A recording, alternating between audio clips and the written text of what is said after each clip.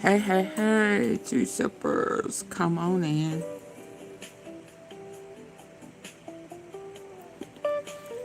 Come on, come on, come on. Oh, let me plug this up. Happy Thursday.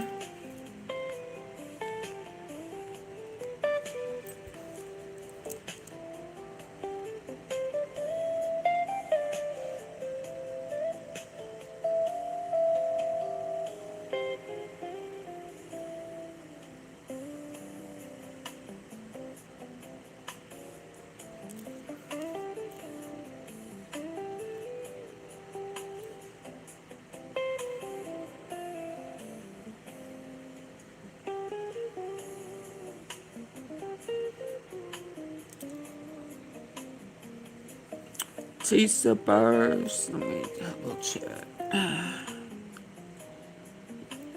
Where my tea sippers at? Washington Post.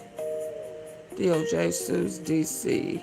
Bar escalating fight over discipline for Trump administration. Hey, hey, hey. Y'all listen, I know I'm late to the tea. I need to get on and get it on out the way. I need to be able to come back with Candace tonight. I done missed her. Let me double check some stuff. Password. So listen, I'm finna get on in here about what's going on in these China streets. They done played him, man. And are we supposed to be happy that Trump is being handled? Even though he still is representing the U.S. Are we supposed to be happy that he being handled? And he's supposed to be representing us. Hey, Cynthia. He's supposed to be representing us, and he not. So are we supposed to be happy he being handled? I think so. I think I think we fighting the devil work. Because word on the street is he being handled.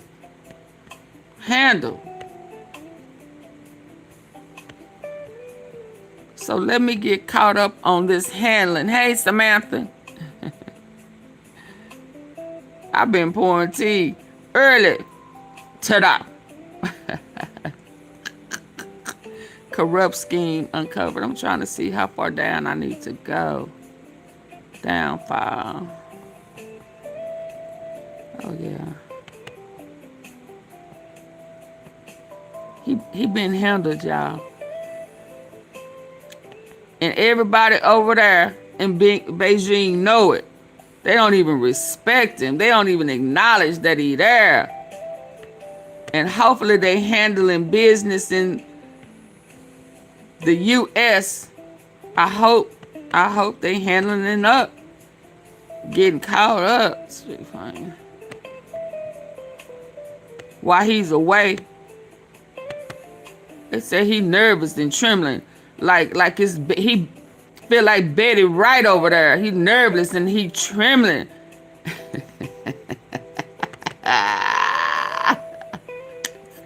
Like this the first time somebody done handled him roughly. You know, rebuke the entire nation.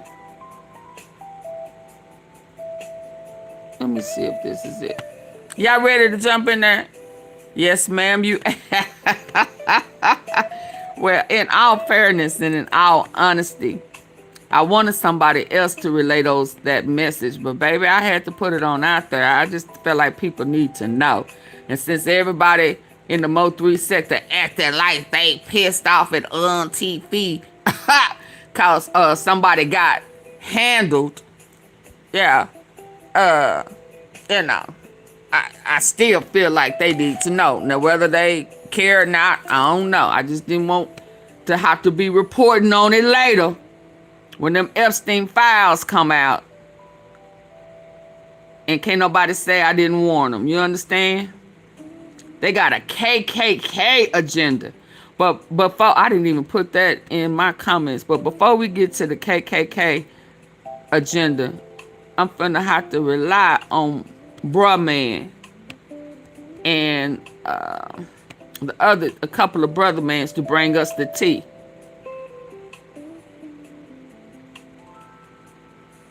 Okay, y'all ready? I'm trying to make sure I'm here so I can cut the jazz out.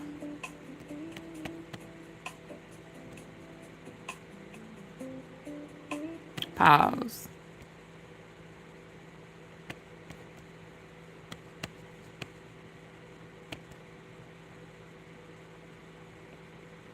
I need to start here. Although it's been a minute, I still need to start here. Could it get any more humiliating for Donald Trump right now? So the meeting between Donald Trump and his regime and Xi Jinping and his regime just took place in Beijing. Donald Trump was fawning all over Xi Jinping. You're such a great leader. China's so hot. I respect you so much. So he had Xi Jinping for dinner, for breakfast, for lunch, whenever. He all up in there. Could it get eating. Any more humiliating for Donald Trump right eating now? that rump. So the meeting between Donald Trump. So he was eating ass. Is that what you telling me? Being Trump was up in there. I know he got to feel. I know he know his power or whatever power he thought he had. I know he don't have it over there no more. It's just, I'm sure it's a whole, when he got off that plane and who he thought was going to be there, his friend, his buddy, his pal, wasn't there. He sent the lower level. I just know his heart was broke. So I know he over there eating. He eating tail. He's an ass eater. Let's go. Trump and his regime and Xi Jinping and his regime just took place in Beijing. Donald Trump was fawning all over Xi Jinping. You're such a great leader. China's so hot. I respect you so much. Meanwhile, Xi Jinping talked about how the current global order is being torn down, that we should not fall into the Thucydides trap. It's a direct quote from Xi Jinping, which refers to the fact that you have a rising power like China that is eclipsing and getting stronger than the prior hegemon in the world, the United States, and that China is basically saying, while we rise and descend above you, you should understand your place, Trump, and be subservient and not fall into the Thucydides trap, the way Athens and Sparta went to war in the Peloponnesian War. That's what Xi Jinping was talking about, okay? While Donald Trump's like, you're such a great leader, you're such a great leader. Then there was a moment before the meeting officially took place where Xi Jinping unleashed a group of children at Donald Trump who started like jumping up and down, and this was rehearsed before as well. And in a very creepy way, when the meeting took place, Donald Trump's like, I really love the little kids. I really love the little children. There was also so many other odd things about this meeting. You really love the kids. What we doing? We really love the kids. He really loved it. No, get your eyes off the kids. Diaper done. Get your eyes off the kids. We're not playing them type of games. What you doing? They have passed the law over there where they will, eliminate you for crimes with kids. He better do his research. He better have his people over there do their reading. Yeah, don't take... if you take that bait, ooh-wee. Children at Donald Trump who started like jumping up and down, and this officially took place where Xi Jinping unleashed a group of children at Donald Trump who started like jumping up and down, and this was rehearsed before as well. And in a very creepy way, when the meeting took place, Donald Trump's like, I really love the little kids. I really loved the little children. There was also so many other Reminded odd him of things that about this auction. meeting, He like don't read. Marco Rubio Hey, be looking rich. so impressed at the room that he was in. I mean, like, can you try to at least play it cool a little bit, Rubio? You're the Secretary of State. He's like pointing up and saying, wow, can you believe that we're here? You have Elon Musk with his phone taking photos, and They some say of the China's people Donald Trump beautiful. brought there, they act like they're tourists here. It's like, you're out there, even though I don't want you to be there, you're supposed to be representing the United States, not like fawning all over Xi Jinping. Fanned out. Trump and them was fanned out. Wow. Wow. Lord, please, please, please get us out this mess. In China. Lord. Let's just go step by step, okay? Hey, Gap Here's what Pack. Donald Trump looked like when he met Xi Jinping. Donald Trump's body language, weak, pathetic. Ooh, look at them swooped over shoulders. Oh my God. He looked like lurch. You rang. What the hell?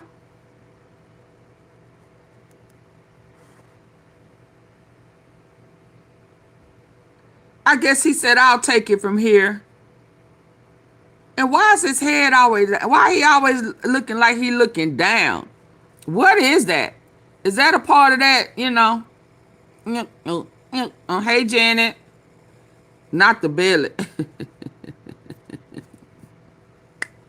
You talking about right here? Head was down, subservient. Yes, sir. Yes, Xi Jinping. You You're the rang. king. That's how Donald Trump was behaving. As noted before, Marco Rubio pointing at the room like, have you never been in a big room before? Does it impress you that this is a large, ornate Ain't used to room? nothing. Okay, Marco Rubio. Then, when the meeting took place, Donald Trump turned to Xi Jinping and said, you're such a great leader, Xi. You're so great. Here, play this clip. You're a great leader. I say it to everybody. You're a great leader. Sometimes people don't like me saying it, but I say it anyway because it's true. I only say the truth. Then Donald It's your Trump lying talked about ass. how impressed he was with all the little children that were around. And I think Xi Jinping was sending the children around to troll Donald Trump for a variety of reasons. But also, since Donald Trump is such a warmonger, I think Xi Jinping was also doing it to show the contrast there and swarm him with children. I also think it's a troll for other reasons as well. I heard Here, this. play this clip. Like you have ever seen before. And I think I was particularly impressed by those children. They were happy. They were beautiful. The military is obvious. It couldn't be better, but those children were amazing and they represent so much. I can't get past them children. Ooh, can I have one? I mean, yeah, the military, the band, everything, but those children, and they was waving in the air like they just don't care. I just can't get past the children. You PDFR? What we doing? Particularly impressed by those children. They were happy. They were beautiful. The military. They were beautiful. And I think I was particularly impressed by those children. They were happy. They were beautiful. The military is obvious. It couldn't be better, but those children were amazing and they represent so much. And I know they represent so much to you. Then Xi Jinping talked about, it was his turn to talk, and he said, the whole world is watching this. And then he gets into it. Watch when he says the whole world is watching it. Let's play this clip. The whole world is watching our meeting. And next, Xi Jinping talks about the global transformation that's accelerating and that the international situation is fluid and turbulent, and the world has come to a new crossroads, and we must avoid the Thucydides trap. It's a direct quote. Do you understand what he's saying? He's saying that you need to basically recognize, Donald, the new global paradigm where China is now the hegemon. Saying that you need to basically recognize, Donald. Ooh. You understand what he's saying? He's saying that you need to basically recognize, Donald, the new global paradigm where China is now the hegemon and America is number 2. That's the coded language that's being used, whether Donald Trump realizes it or not. And the whole world is seeing this. The whole world is recognizing that there is really a serious regime change, and you not on top.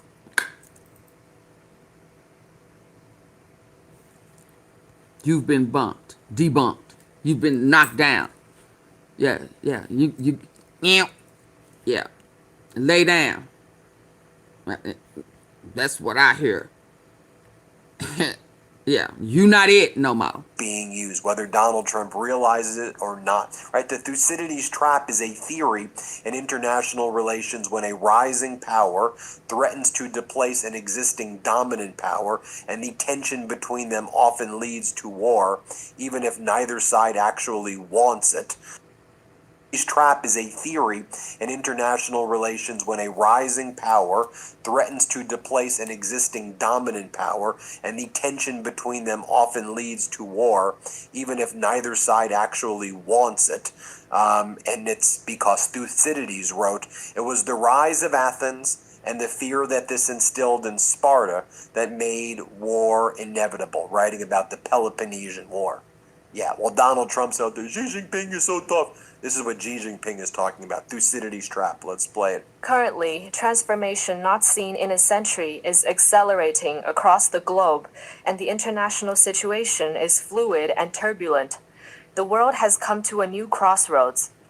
Can China and the United States overcome the Thucydides trap? Then Xi Jinping asks a question, perhaps rhetorical, perhaps not, to Donald Trump. Can we, in the interest of our people and the future of humanity, build a brighter future together? Here, play this clip. Can we, in the interests of the well-being of our two peoples and the future of humanity, build a brighter future together for our bilateral relations? These are the questions of history, to the world, and to the people. Now, I'll show you what went down before that official meeting took place. So here you had the little kids preparing, they were practicing for when they would be let out and to cheer for Trump. Watch them practice first as they kind of do the drill jumping. Play this clip.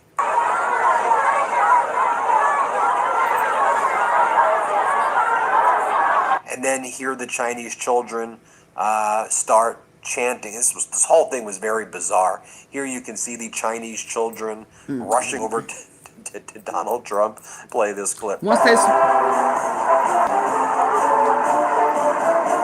oh wow, he got this whole fetish for kids.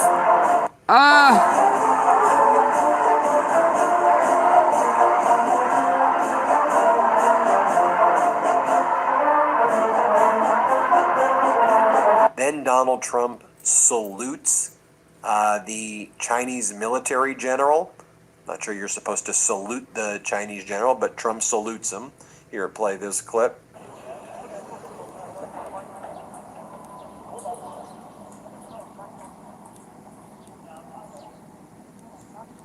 And then there was this moment where perhaps it was a female translator. I'm not sure what was even going on here. Goes over to Donald Trump and Xi Jinping, and you'll see over here, what went down, and did they prepare this? Was any of this prepared? Watch what happens here. Play this clip. Oh, he stepped back because he stink.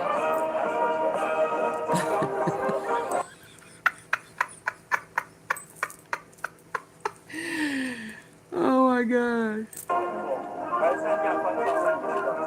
So here was the moment where Donald Trump and Xi Jinping met. So here was the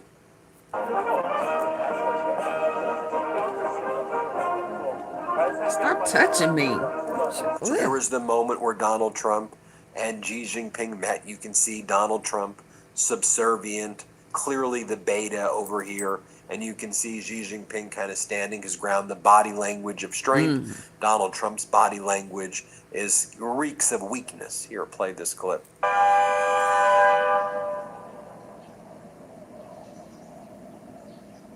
Ooh. Ooh.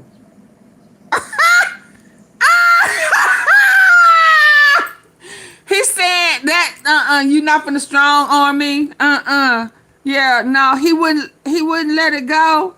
Yeah. Yeah. That comfort, he didn't get that weak confirmation. Oh my. Oh my. Oh my. Pat me on my hand like I'm a damn puppy. Oh no. Let's go. I mean, am I supposed to be excited that he's being strong armed? Oh yeah, because he really not there to represent the U.S. Yeah, no, he really there. Hi, Current Affairs. Hi. Yeah, he really there on disguise. Yeah, yeah. Watch this. Bam. See, he tried to... He tried to strong arm him and squeeze his hand. And Gene said, no. I got a grip on you. I reeks of weakness. See you. This clip. Ooh, watch. He tried to yank it. You see how he tried to yank it? Oh my God. He tried to yank it. He said no. Him said no.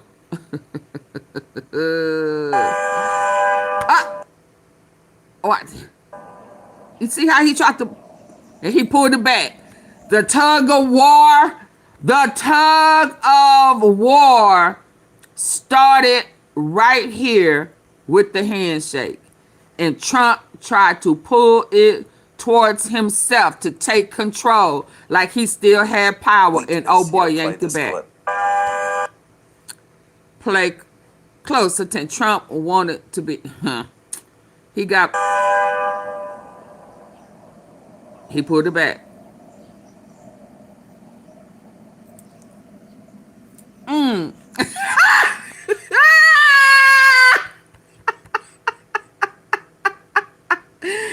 It was at this moment he realized that he was not letting go, and he was standing on business, and you lose. Right there when he turned his head to the left. Y'all hit the like button. To the left. Look at him. He was like,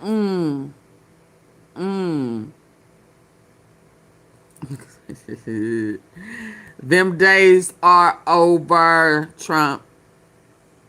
You lose. You lose. I'm gonna let it play right here. Right. Let me it won't let me. It's stuck. Hold on. Right here. It's all in here first, and then he turns his head and he pooches his lip like, He's squeezing my hand.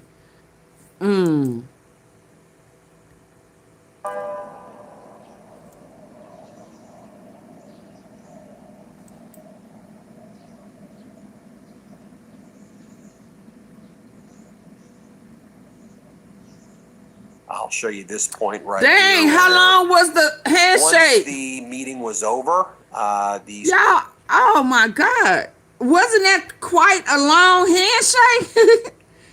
Wasn't that so body language. Y'all, was that a long handshake to y'all? Or am I tripping? Hold on. Y'all, are y'all with me? I am just shocked. I don't know how to process that body language. Well, I do, but I don't think Trump was prepared for that. But that seemed like an awful long greed. Weakness. Here, play this clip.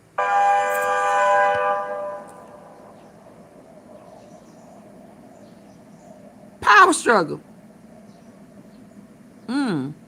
Just what? You're not gonna let me go? Let me go. I'll show you this point right here where once the meeting was over, the security in the room started yelling at the press, "Get the fuck out of here." So I hate the curse. What? That's what they said. "Get the F out of here. Get the F out of here." Play this clip. Why? No, get the fuck out of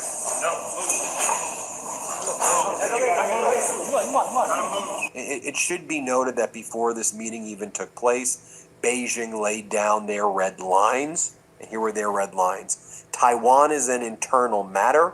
You have no right to talk to us about Taiwan. Sanctions on Iran are illegal. Do not talk to us about, you putting on a sanctions regime against. Remove your sanctions. Trade negotiations will only happen under China's condition.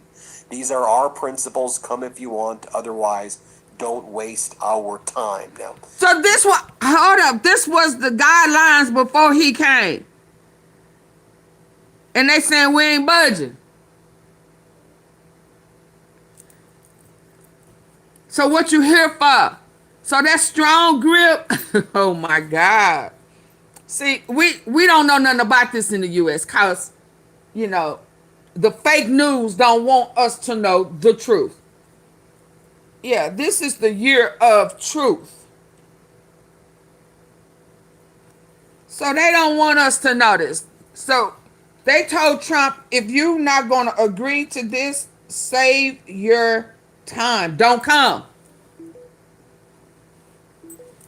Did we know this? Trump bows down to Xi in disaster meeting. Lord, Lord, Lord. Let's go. So he knew the terms and conditions before he took his ass. While they up in there looking at the ceiling, talking about, wow, wow. Like they in Disneyland or some damn where. Let's go. negotiations will only happen under China's condition. These are our principles. Come if you want. Otherwise, don't waste our time. Now, Stay your ass at Lindsey home. Graham is reacting to this, I think, disastrous meeting. You tell me what you think. Lindsey Graham threatens to put tariffs on China. Play this clip. You right, Jimmy. Oh, this girl. Dirtbags. They're aligned with the worst people. Who dirtbags? Lizzie Borden. Lizzie, you better shut up, because you know you are in Sasha Riley's files. Lizzie, girlfriend. So you better, you better zip your lips. You was the one that was in Putin, Bibi Netanyahu's ear, caressing him, in his ear, telling him what to tell Trump to make Trump go to war. Yeah, because you don't want your name to be exposed because you's in the Epstein files too. If not the Epsteins, your damn show in Sasha Riley's. Lindsey Graham is an absolute disgrace. And his seat is up for grabs. His position is up for grabs. And he know this, Lizzie. But carry on. Carry on, girlfriend. Carry on, as my mama would say. Carry on, girlfriend. Carry on. Hey, mama. Let's go. They're all dirtbags. Who is dirtbag? I need for you to say the name loudly and proudly. Pride. Oh, yeah, I shouldn't have said pride. To put tariffs on China. Play this clip. You name the allies of China, they're all dirtbags. They're aligned with the worst people in the world. They're buying oil cheaply from Iran, keeping their war machine going. Same thing with Russia. If China stops... Well, y'all diluting our gas. Yeah, you diluting it, and charging more. So who's the worst? Yeah, don't throw rocks and hide your fingers like you clean. buying Iranian oil or threaten to do it, the war in Iran would be over. All I'm asking China to do is Stop help lying. us open up the Strait of Hormuz, help us stop Iran from getting a nuclear weapon, because I think they would use it, help us end the bloodbath in Russia, Ukraine. Why do you think they'll use it? You know y'all planning something and you don't want them to use it. But when have they used the nuclear weapon? So why would you think that they're going to use it? Huh? You don't want them to stop whatever y'all are planning. And whatever y'all planning is not for the best of the U.S. because this is not our war. And you bypass the Congress. So this is not about us. So quit lying, girlfriend. Quit lying, your lying ass. Let's go. Now, how is Trump walking straight that now? is hurting the world economy. If you help us, I will be very grateful. If you don't help us and you continue to prop up these regimes, I will do business with you on Monday and put tariffs on you on Tuesday. That ain't And legal. the only thing And they China already saying they're going to understands bypass is that. what I just said. She is not a crazy man. He's not irrational. If he believed President Trump would crush his economy, the Chinese economy, for propping up Putin and Iran, I think he would change his behavior.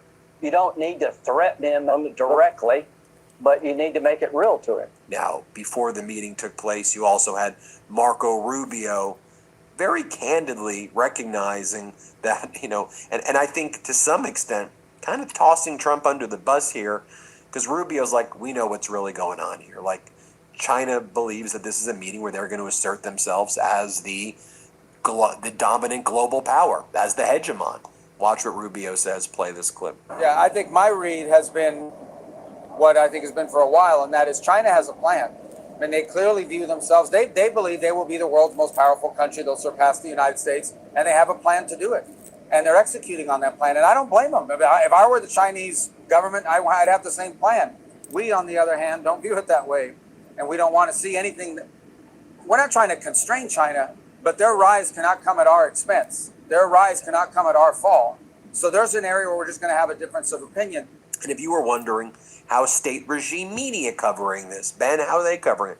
Well, you have Brett Baer making himself the story, and he was whining that the driver for Fox parked illegally for 2 minutes and then got a message on his phone that he got a ticket. Here's what Brett Baer said. Play this clip. Of course, the other news of the day. But first, Big Brother is watching. There are literally cameras everywhere in Beijing. We are outside the Haidian station, and I can count at least 20 on this corner. In fact, in Beijing, they've added 1,500 cameras just this year alone. They see everything. There's nobody jaywalking here because they could get a ticket right away. In fact, our driver parked illegally for 2 minutes. Oh, hold on. No. And then got a message on his phone that he got a ticket. Here's what Brett Baer said. Play this clip. Of course, the other news of the day. But first, Big Brother is watching. There are literally cameras everywhere in Beijing. We are outside the Haidian station, and I can count at least 20 on this corner. In fact, in Beijing, they've added 1,500 cameras just this year alone. They see everything. There's nobody jaywalking here because they could get a ticket right away. In fact, our driver parked illegally for 2 minutes, and he got a message on his phone that he got a ticket for about $40 US because they saw it on the camera. Now, there are real questions what the CCP's goal is about citizen tracking and social scoring. They say it's to make everybody feel safe. These cameras are watching every minute. They're everywhere. And while they're watching us here in China, we hope you continue to watch. Special report from Beijing continues after this. I'll show you B-roll here, though. Then this footage surfaced of Brett Baer, like, jaywalking and running around the streets in Beijing. So, yeah, I think we understand why you got a ticket.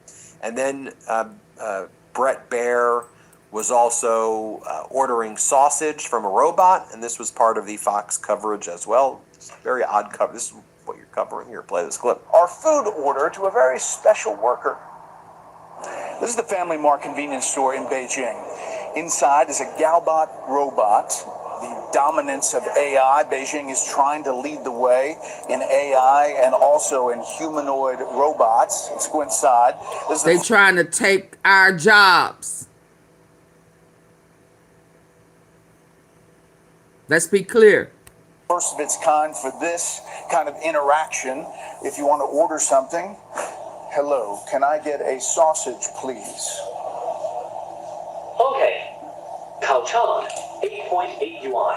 This is the first of its kind, moving a little slow, but Galbot is actually in 50 different pharmacies, warehouses, handling 300,000 orders around the country. This is the first of its kind here, and they say there are going to be many different iterations. The question is, it's the same thing that the U.S. is dealing with. Will this replace human workers? Yeah. Youth unemployment is increasing here, so there's a real big back and forth about how far this goes. But clearly, China wants to lead the way in this interaction. Thank you so much. Special report continues after this. Welcome to Family Mart. Snacks and drinks are self-checkout. Hot food orders. Well, there you have it, folks. We'll keep you posted every step Ooh, of the way. wee. Let me know what you think. Hit subscribe. Let's go to the next one. What y'all think about that? Huh?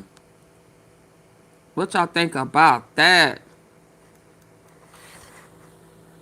You know he love that. I mean, are we gonna have a robotic president?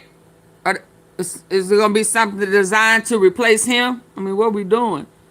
What are we doing? Dang, what is this? China just handed Iran one. Yeah, let me stick. Oh, man. I want that, but I don't want to hear it right now. Stop calling me. Y'all get the likes up, please. I would greatly appreciate it. Get the likes up. Hold on. Let's do the prediction. Predictions. And I want to explain to you exactly. Okay, so back in May 2024, I made 3 predictions. And I made these predictions when nobody believed me, when people were laughing at me, when my own students were looking at me like I had lost my mind. My first prediction was that Donald Trump would win the 2024 election. Okay, so back in May 2024, I made 3 predictions. And I made these predictions when nobody believed me, when people were laughing at me, when my own students were looking at me like I had lost my mind. My first prediction was that Donald Trump would win the 2024 election. My second prediction was that Donald Trump, once he became president, would start a war with Iran. And my third prediction, the one that shocked everyone the most, was that the United States would lose that war. And in losing that war, the world would never be the same again. Because we done lost the war. Trump won. Based off of the hand grip. And I mean, that tug of war with the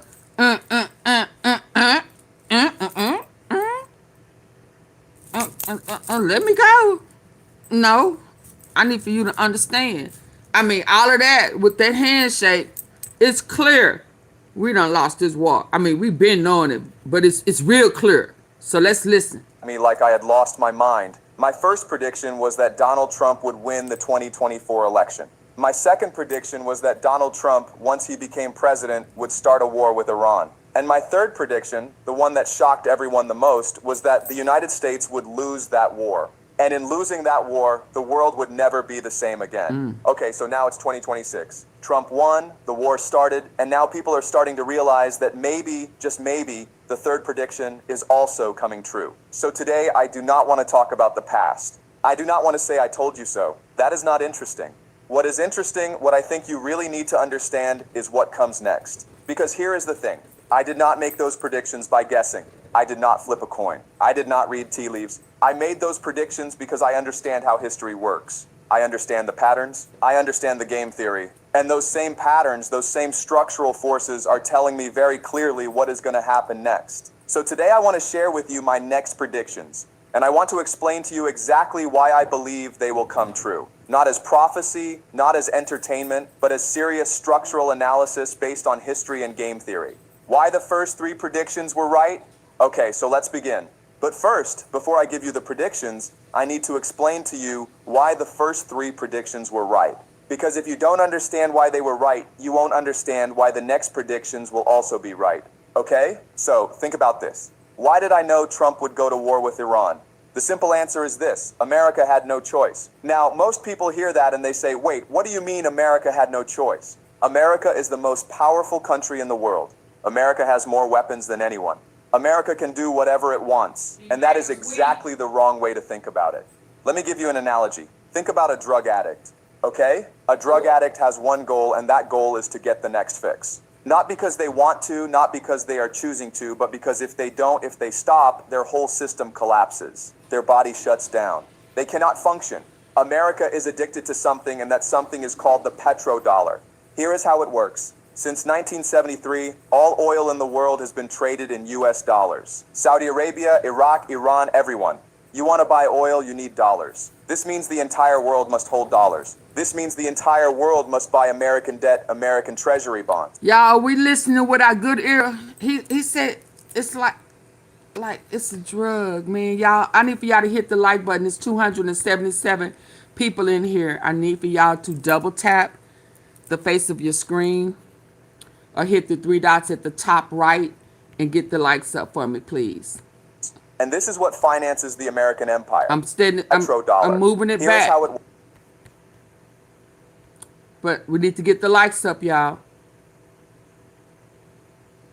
Their body shuts down. They cannot function. America is addicted to something, and that something stop, their whole system collapses. Let me give you an analogy. Think about a drug addict, okay? A drug addict has one goal, and that goal is to get the next fix. Not because they want to, not because they are choosing to, but because if they don't, if they stop, their whole system collapses. Their body shuts down. They cannot function. America is addicted to something, and that something is called the petrodollar.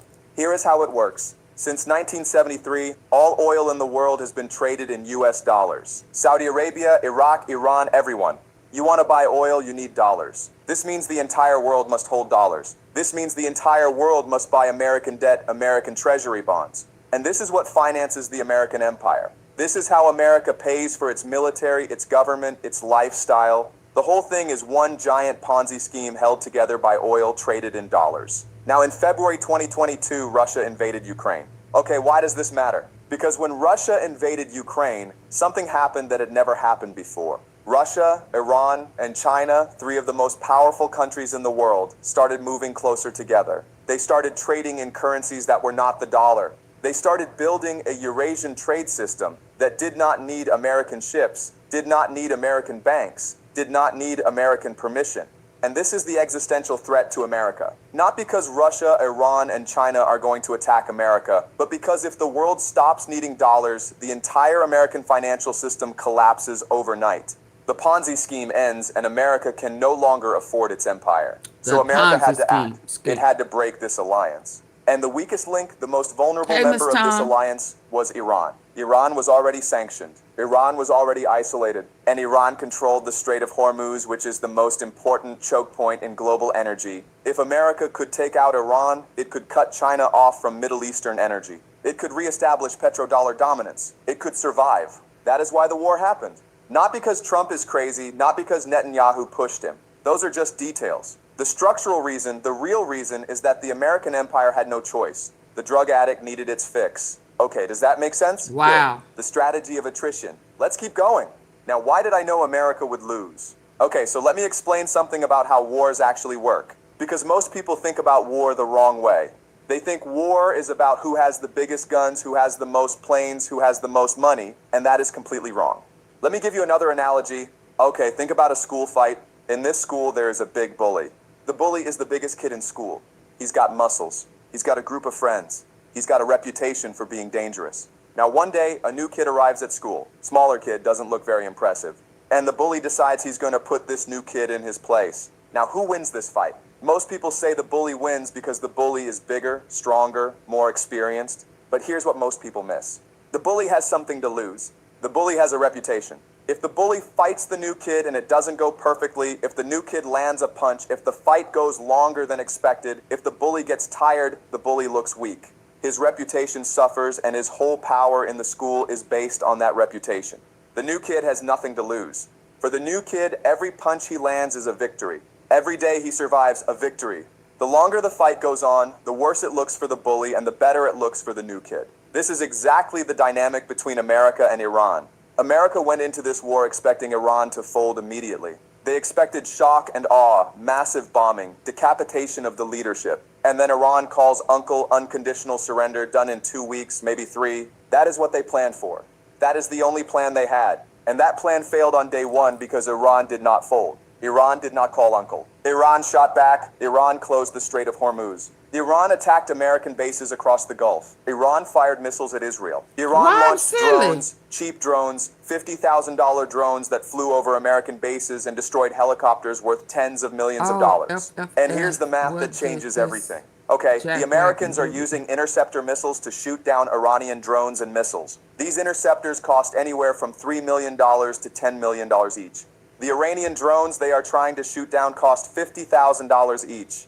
Do you understand what I'm saying? America is spending 60 times more money to defend itself than Iran is spending to attack. And Iran can produce drones faster than America can produce interceptors. This is not a fight America can win by spending more money.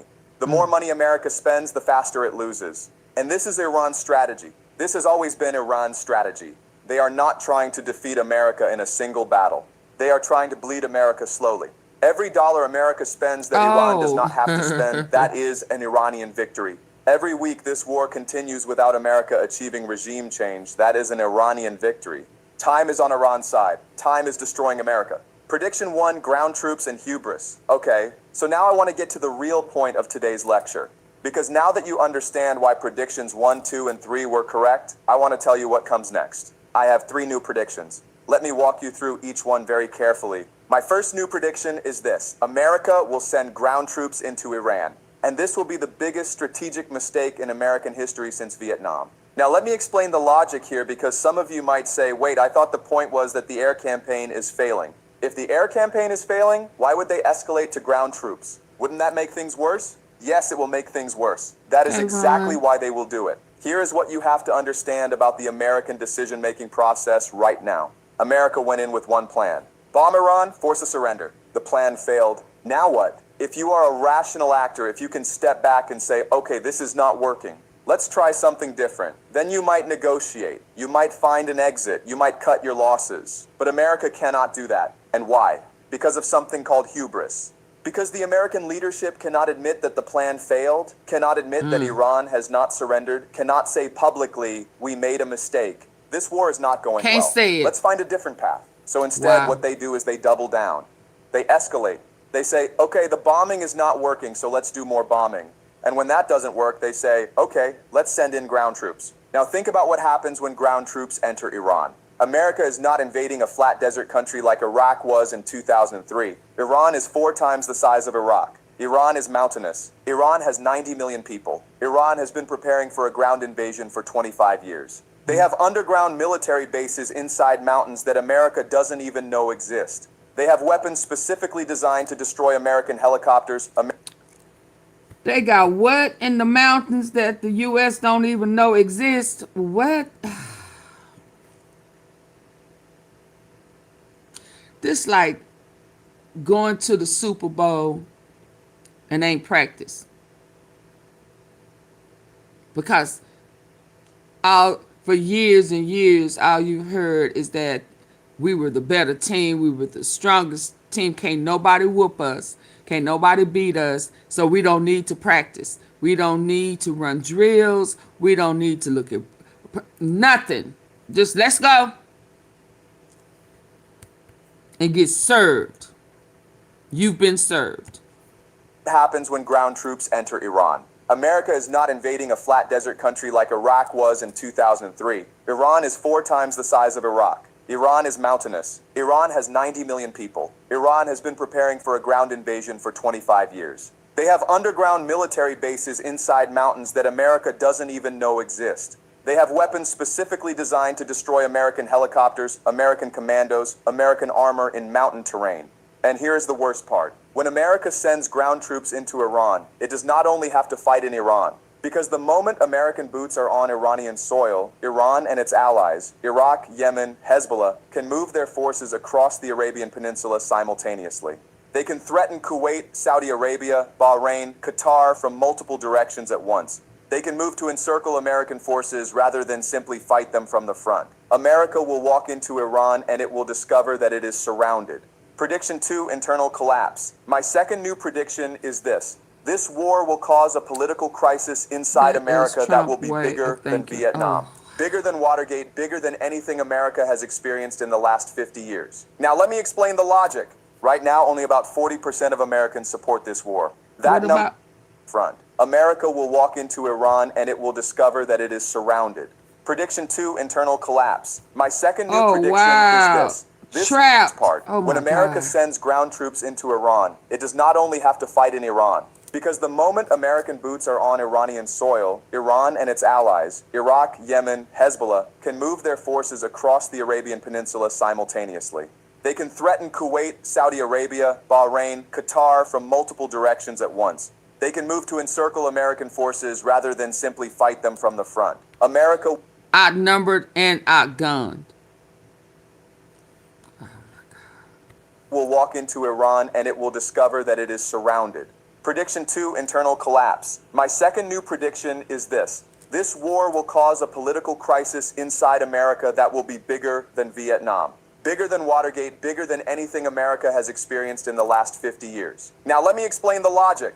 Right now, only about 40% of Americans support this war. That number will go down, not up, as casualties mount, as the economy worsens, as oil prices rise, as the news gets worse and worse. At the same time, America is already facing massive internal divisions. You have a political system so broken that Congress cannot agree on basic budgets. You have a military that is afraid to report casualties because it fears the political backlash. You have an economy that is being strained by the cost of war. Every day this war continues costs billions of dollars that America does not have. And here's the structural thing you need to understand. Iran's strategy, their whole strategy, is not just to win on the battlefield. It is to make the cost of this war economically and politically unbearable for America. To crash the stock market, to push oil to $150, $200 a barrel, to create shortages of energy, food, fertilizer. The cost of this war economically and politically unbearable for America. So they fighting the cost of this war economically and politically. Thing you need to understand. Iran's strategy, their whole strategy, is not just to win on the battlefield. It is to make the cost of this war economically and politically unbearable for America. To crash the stock market, to push oil to $150, $200 a barrel, to create shortages of energy, food, fertilizer, to make ordinary Americans feel the pain of this war in their wallets, in their grocery stores, in their daily lives.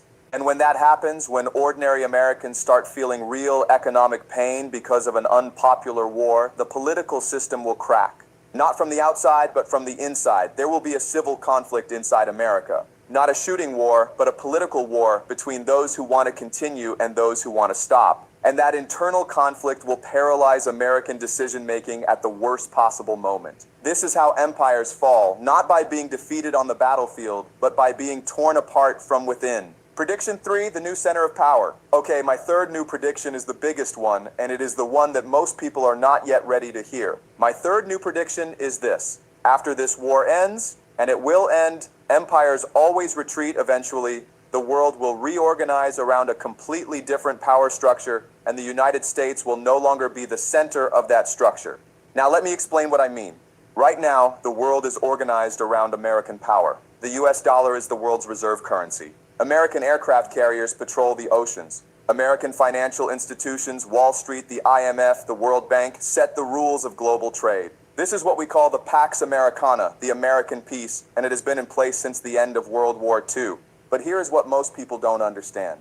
The Pax Americana was never really about America. It was about a system, a global financial and military system that benefits a small group of people at the very top. What I call the finance masters, the game masters. These include the big banks, the big asset managers, the people who control trillions of dollars, and for them, what matters is not which country is the empire. What matters is that there is an empire, because they need an empire to provide the muscle, the military force that keeps their system running. And here's the key insight. These finance masters, these game masters, they are looking at the American empire right now and they are seeing a problem. The American empire is becoming unreliable. It starts wars it cannot finish. It spends money on military systems that don't work. It is run by politicians who cannot plan beyond the next news cycle. It is becoming a liability, not an asset, so they are looking for a replacement. And who is the candidate? Who is auditioning to replace America as the muscle of this global system? Israel. Now, before you dismiss this, let me explain the logic, because this is pure game theory, not ideology. Think about it from the perspective of the finance masters. They need an empire. They need an empire that has three things. Unity, meaning the population is committed to the mission no matter the cost. Capacity, meaning the ability to project military power. Determination, meaning the willingness to make hard decisions and not back down. Does America have these things right now? No, only 40% support this war. The military is afraid of casualties. The political system is paralyzed. Does Israel have these things? Yes, 82% of Israelis support the war effort. Israel has demonstrated that it is willing to do what it takes, no matter the cost, no matter the world opinion. Wow. What y'all think?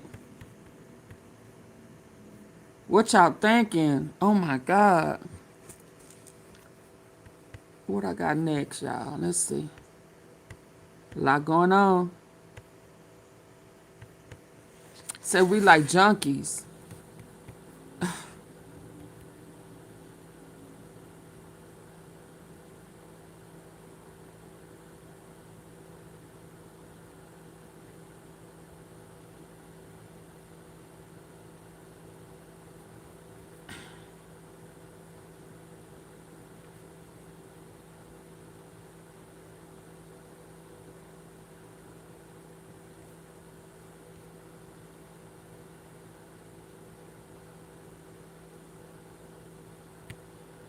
Let's go here, y'all.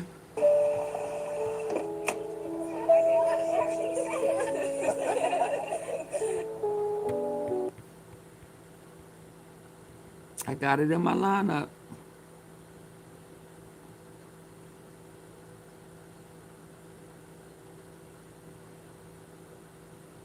What do you mean China just handed him a satellite?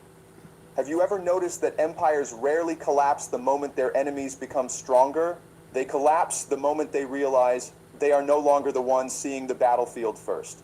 And tonight, I want to show you a moment that may one day be remembered as the exact second America understood. The Strait of Hormuz was no longer under American control. Not because a missile was fired, not because a carrier was sunk, not because Iran closed the water, but because somewhere above the earth, in complete silence, one satellite switched on. And when that happened, Washington may have already lost. Now I know that sounds dramatic. I know some people will hear that and say, come on, one satellite cannot change the balance of power. One satellite cannot challenge the Pentagon. One satellite cannot threaten the United States Navy.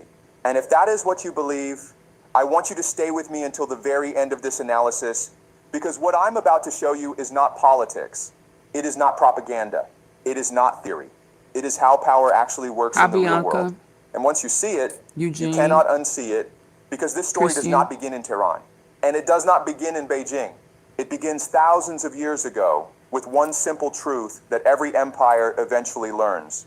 The empire that sees first survives. The empire that sees last dies. The Persians understood this. The Romans understood this. The Mongols understood this. The British understood this. And America built the most powerful military machine in human history around exactly that same principle. See first, track first, strike first, dominate first. For decades, America believed no ship could move in the Gulf without being seen. No missile could be moved without being tracked. No bunker could open without being photographed. No convoy could travel without being identified. No signal could be transmitted without being intercepted. For almost half a century, that belief was not arrogance. It was reality. American satellites, American spy planes, American carrier groups, American radar systems, American intelligence alliances, American undersea sensors, American electronic warfare. Together, they created something that every enemy feared. Not American bombs, not American soldiers, not even American aircraft carriers. They feared American vision, because if America can see you, America can kill you. That was the rule, and for decades, nobody challenged it. Not Iraq, not Libya, not Syria, not Afghanistan, not even Russia in many regions. But then quietly, very quietly, China started building something different. And here is where most people completely misunderstand Chinese strategy. When America became richer, it built bases. When America became stronger, it built fleets. When America became afraid, it built alliances. But when China became powerful, China built eyes. Thousands of eyes. Eyes in deserts, eyes in ports, eyes in trade routes, eyes in fiber optic cables, eyes in telecom networks, eyes in shipping lanes, and most importantly, eyes in space. While Washington was fighting wars, China was building vision. While Washington was bombing mountains, China was mapping oceans. While Washington was changing governments, China was changing the architecture of global surveillance. And almost nobody paid attention. Because satellites are boring. Satellites don't make headlines. Satellites don't appear on television. Satellites don't fly over stadiums. Satellites don't deliver emotional speeches. They just watch silently, patiently, relentlessly. 24 hours a day, every second, every movement, every signal, every heat signature, every radar pulse, every ship, every submarine, every aircraft, every missile launcher, every tanker, every destroyer, everything. And that is why what happened next may be one of the most important strategic events of this decade. Because according to growing regional intelligence chatter, Iran may now have access to Chinese orbital surveillance support. Now think carefully about what that means. Don't rush, don't underestimate this. Because this changes everything. If Iran can see American destroyers before American destroyers see Iran, the balance changes. If Iran can track carrier strike groups in real time, the balance changes. If Iran can monitor aircraft launch patterns, the balance changes. If Iran can identify fuel transfer operations, the balance changes. If Iran can watch drone deployments, the balance changes. If Iran can predict naval movement 6 hours before it happens, the balance changes. And if Iran can do all of this, then the Pentagon has a problem far bigger than missiles, because missiles can be intercepted, ships can be reinforced, bases can be defended. But blindness kills empires. Now let me ask you something. What exactly is the Strait of Hormuz? Most people think it's just water, a narrow passage, a shipping route, an oil corridor. But strategists understand something very different. Hormuz is not water. Hormuz is leverage. Hormuz is pressure. Hormuz is economic oxygen. Nearly 20% of the world's oil moves through that narrow corridor. Think about that. One narrow piece of water. And through that corridor flows the energy that powers factories, airports, armies, supply chains, cities, entire civilizations. Japan depends on it. India depends on it. Europe depends on it. China depends on it. And yes, America's financial system depends on it more than most people realize. Because when oil moves, dollars move. When dollars move, influence moves. When influence moves, empires survive. And for decades, America believed it controlled that artery.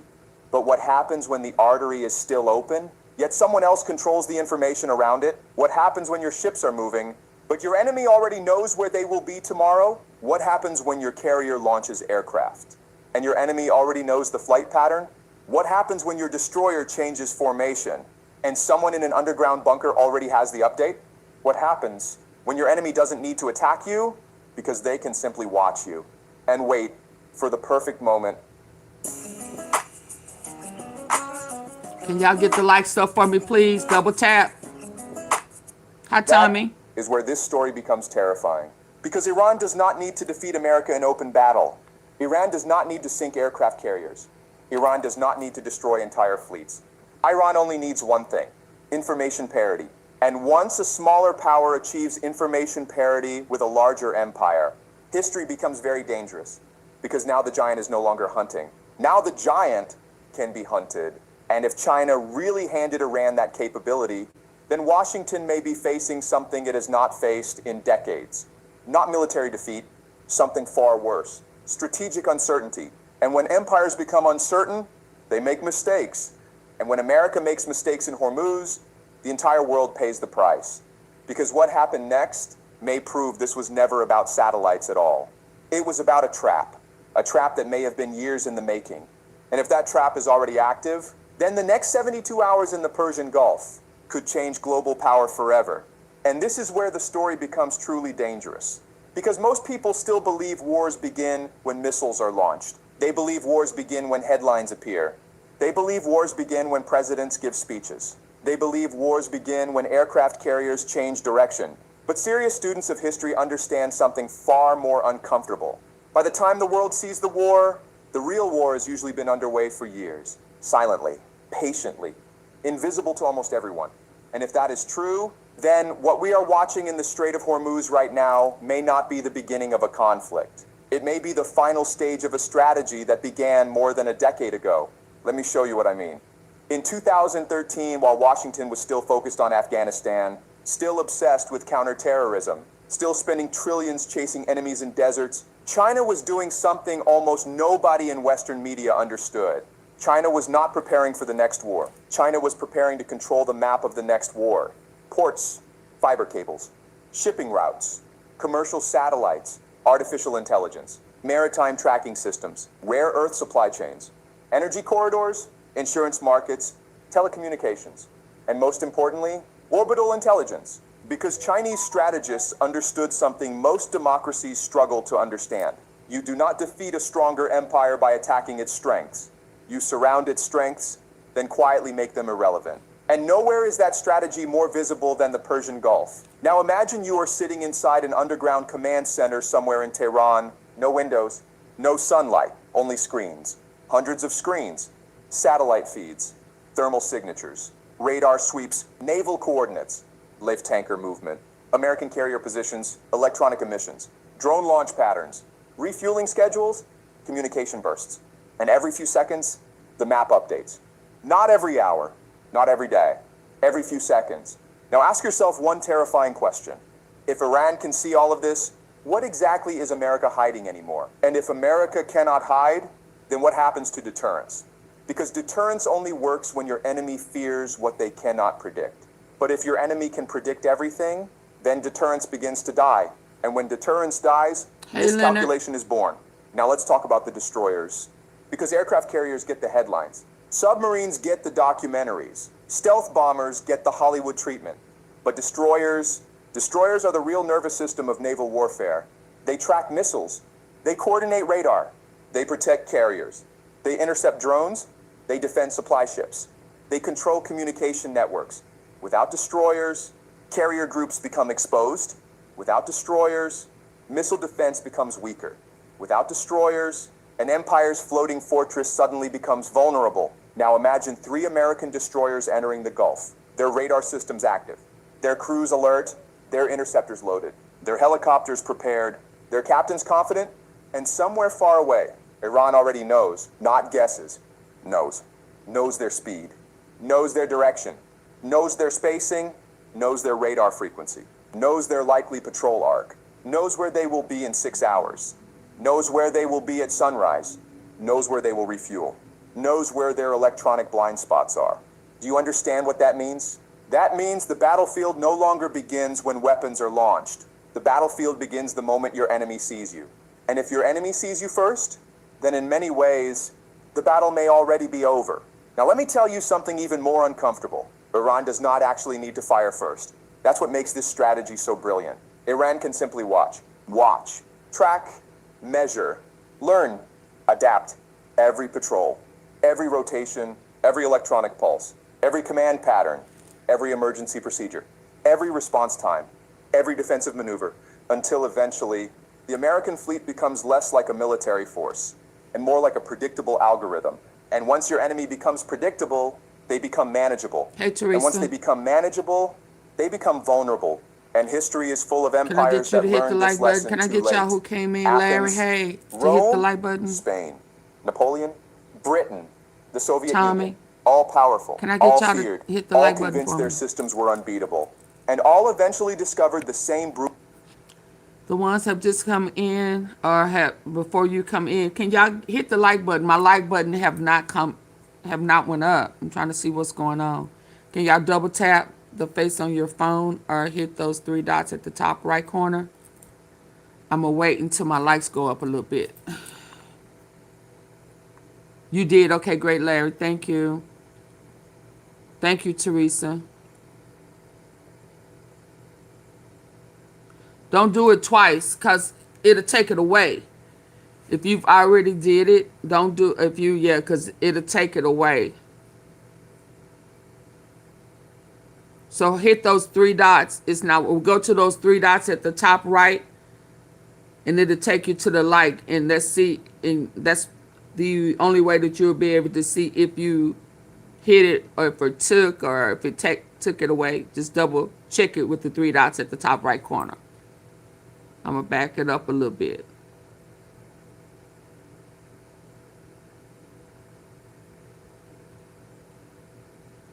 We'll go out and come back in, refresh, because there should be no reason why. If you hit those three dots and it take you to where the thumbs up or thumbs down is, you will see. Just hit the thumbs up. But if that's not working, then I would suggest you to go out and come back in. An address other than your home? Thank you. Well, at iPostal 1? Like a predictable algorithm. And once your enemy becomes predictable, they become manageable. And once they become manageable, they become vulnerable. And history is full of empires that learned this lesson too late. Athens, Rome, Spain, Napoleon, Britain, the Soviet Union, all powerful, all feared, all convinced their systems were unbeatable. Awesome. And all eventually discovered the same brutal truth. Power without adaptation becomes ritual, and ritual becomes weakness. Now think about Washington. Imagine Pentagon analysts walking into briefing rooms. Coffee in hand, satellite reports on screen. Naval positions updating, commanders talking, admirals calculating. And suddenly one question appears. How does Iran know our movements this fast? How does Iran reposition before our patrol arrives? How are drone launchers disappearing before surveillance California arrives? was a spy. How are missile batteries moving between scans? How are fuel convoys avoiding detection? How are communication nodes relocating before electronic strikes? How? And that may be the moment America realized something terrifying. This is not the Iran of 20 years ago. This is not Iraq. This is not Libya. This is not Afghanistan. This is a country learning from every war America ever fought. A country studying every mistake. A country preparing for decades. And now, a country potentially backed by the eyes of the second largest power on earth. Now let's talk about oil. Because in the end, empires do not fight for slogans. They fight for systems. And the system beneath all of this is energy. Every tanker crossing Hormuz carries more than oil. It carries inflation. It carries currency stability. It carries political legitimacy. It carries election outcomes. It carries military budgets. It carries debt markets. It carries stock valuations. It carries pension funds. It carries global confidence. And if Hormuz becomes strategically uncertain, then oil prices do not just rise. Confidence begins to crack. Insurance rates surge. Shipping premiums explode. Supply chains panic. Currencies react. Markets shake. Central banks adjust.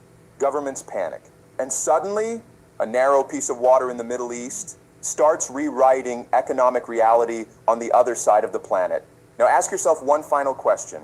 What if that was the real objective all along? Not to sink American ships, not to close the strait, not to trigger World War III, but to create just enough uncertainty that every trader, every insurer, every shipping company, every central banker starts asking the same question. Can America still guarantee the flow? Because the moment the world asks that question, the foundation begins to move. And when the foundation moves, empires do not collapse overnight. They bleed influence. Quietly, gradually, then suddenly. And if China gave Iran the ability to create that uncertainty, then this was never just a satellite. This was never just military cooperation. This was never just regional politics. This may have been one of the most elegant strategic moves of the century. Because without firing a missile, without deploying a carrier, without making a speech, without threatening a single nation, the balance may already be changing.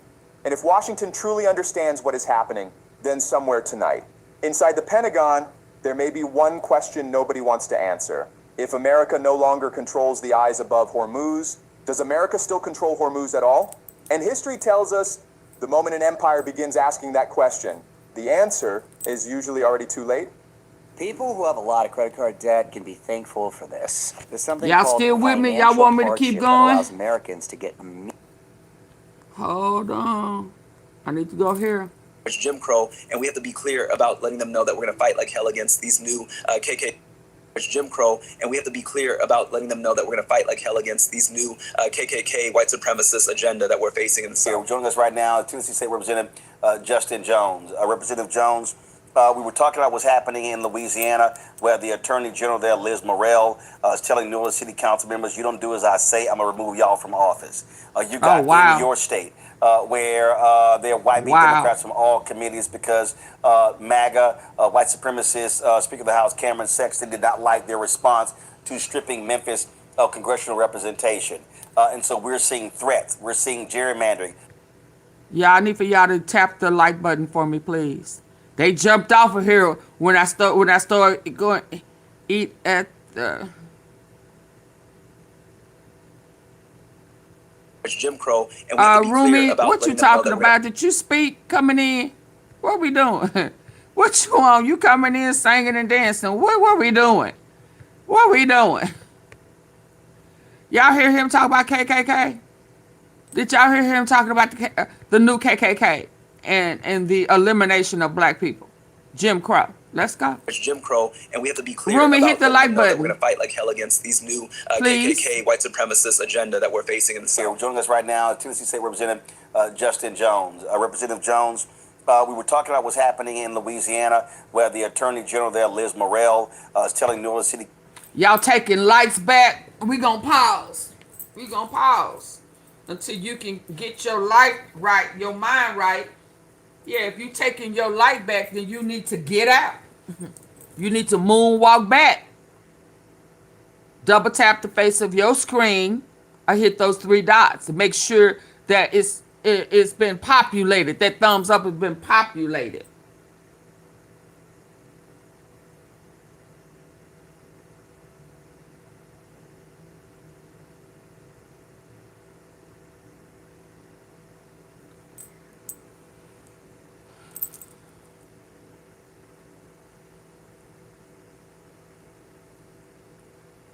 I'm an hour and 16 minutes in.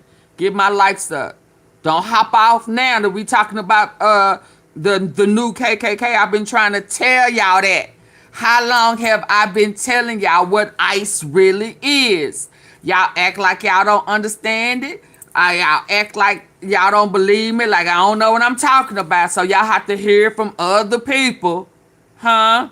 I've been telling y'all that. How many of you T-sippers can give me a 1 that I have said that ICE is KKK?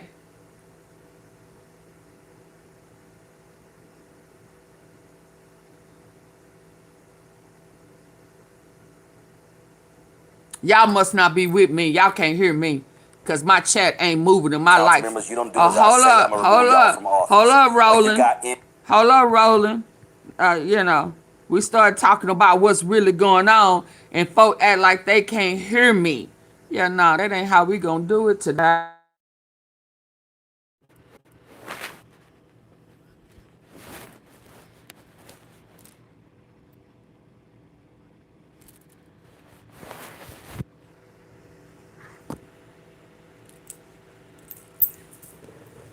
Yeah, I'd rather all y'all leave, baby. I'll make you leave before I sit up here. Yeah, and y'all not supporting my platform. Nope. I will make you leave. Get the likes up. Or get out. Or hit my cash app. $ AUNTEAFEE. Yeah. Let's go.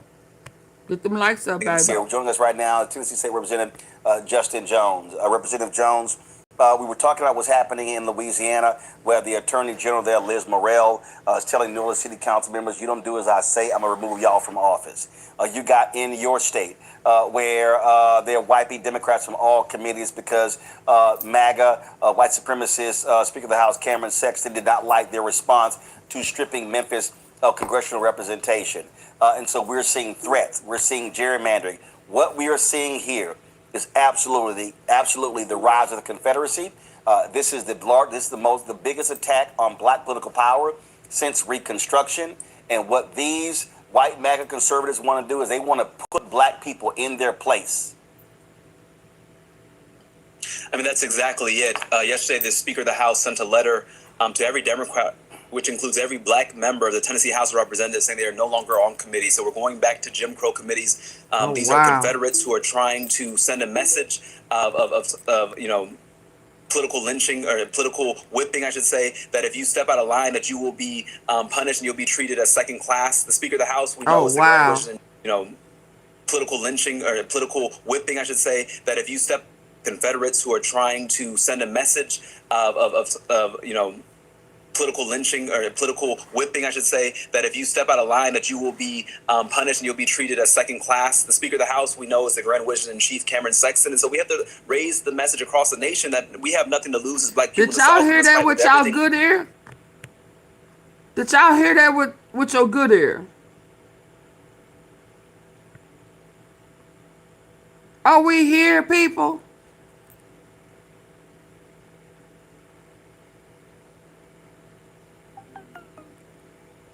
There go my battery. There go my battery. Are we listening with our good ear? We must stand up, do things out of the ordinary. We cannot be cowardice, but we must be courageous in this moment and fight back who are trying to send a message for the Tennessee House of Representatives, saying they are no longer on committee. So we're going back to Jim Crow committees. These are Confederates who are trying to send a message of political lynching or political whipping, I should say, that if you step out of line, that you will be punished and you'll be treated as second class. The Speaker of the House, we know, is the Grand Wizard in Chief, Cameron Sexton. And so we have to raise the message across the nation that we have nothing to lose as black people in the South. We must fight with everything we have. We must stand up, do things out of the ordinary. We cannot be cowardice, but we must be courageous in this moment and fight back, because if we're not careful, we'll be like the end of Reconstruction. We will have no black lawmakers left in the South. They did the federal maps this time, making all 9 districts in Tennessee majority white at the federal level, and they're going to do it to the state districts come January when we reconvene the legislature. And so whether you're in Tennessee, Alabama, Mississippi, South Carolina, these folks are really intent on bringing back the Confederacy, and we must be clear that this is a war against black folks in the South, and we must treat it as such, and we need our allies across the nation to stand with us, to give us resources, to not abandon the South, but to stand with us in this moment of crisis and chaos and of civil war that we're going through. Well, also what you finally are seeing are some Democrats who are, I suppose, finally waking the hell up. You had this man, this Senate president in Maryland, Bill Ferguson. He was Democrat Senate president. He pushed back against Maryland Governor Westmore and others, did not want to gerrymander out a Republican there. Well, guess what? Now all of a sudden, he apparently is now looking into ways to do that. So he's finally waking up. See, this is where these white Democrats in these other states are going to have to wake up. Not only that, Governor J.B. Pritzker, okay, he tied gerrymandering in Illinois to what happened in Indiana. That was stupid. And we will now see where the Missouri Supreme Court has affirmed the wiping out of Congressman Emanuel Cleaver's seat. We saw yesterday Republicans in South Carolina join with Democrats to stop wiping out his seat in South Carolina. Now the governor says he's going to call a special session to wipe out that particular seat. We saw what happened in Tennessee. We saw how this extreme court allowed Alabama to move forward with the old map, wiping out Congressman Shamari Figure's seat. Mississippi wants to wipe out the seat of Congressman Benny Thompson, and so over and over and over again. And so this is where weak-ass white Democrats are going to need to get up their asses and get in the game to realize that if you're a so-called ally, I don't want to see it with your mouth. I want to see it with your action. That's it. I'm actually and I came to Sacramento today from the South to meet with the California Black Caucus, because we need folks all across this nation to stand with us and fight back. Now, this is like, again, I don't stress it enough. This is a civil war they're waging against black folks in the South. And we need folks to stand with us, not just in terms of posts, but to come south, to join us in Montgomery this weekend and going forward as we continue to take direct action and mobilize. I was talking to Reverend Barber about, how we're going to have a Freedom Summer this summer to really turn out black voter, participation like we've never seen since the 1965 Voting Rights Act was passed initially. We need folks to be courageous. And I think that we see so often some of our allies who are white have neglected the South, have written off the South, not recognizing that the majority of black people in this country live in the South. And so if you want to change this nation, this is the front line to do it in. And so we need folks to stand with us, to help, give us resources, to help build infrastructure, because this is a long-term battle that the Republicans and the neo-Confederates have been planning for decades. Yep. The Voting Act did not just come down in one day. This has been their dream since it was This passed. has been their dream. It was supposed to be implemented his second term, the first go around. It's when they started acting the fool in January 6th happened. So it was supposed to be implemented his second term, and he lost. And then he incited the insurrection. It's been a plan. That's why he was elected back in there, so that he could fulfill it. Folk was supposed to be intimidated and scared by him, but you see, he getting handled it. If he didn't get handled in the U.S., he damn sure getting handled in China.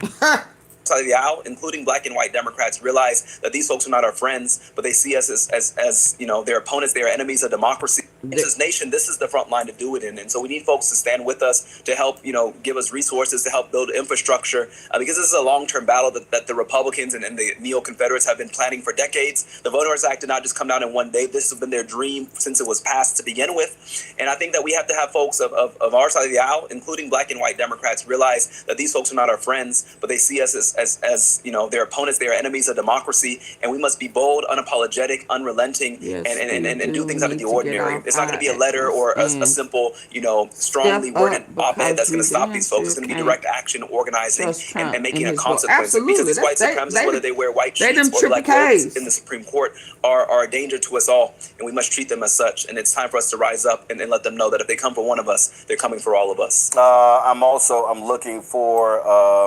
where Vince Evans, who's executive director of the Congressional Black Caucus, he actually called out Bernie Sanders.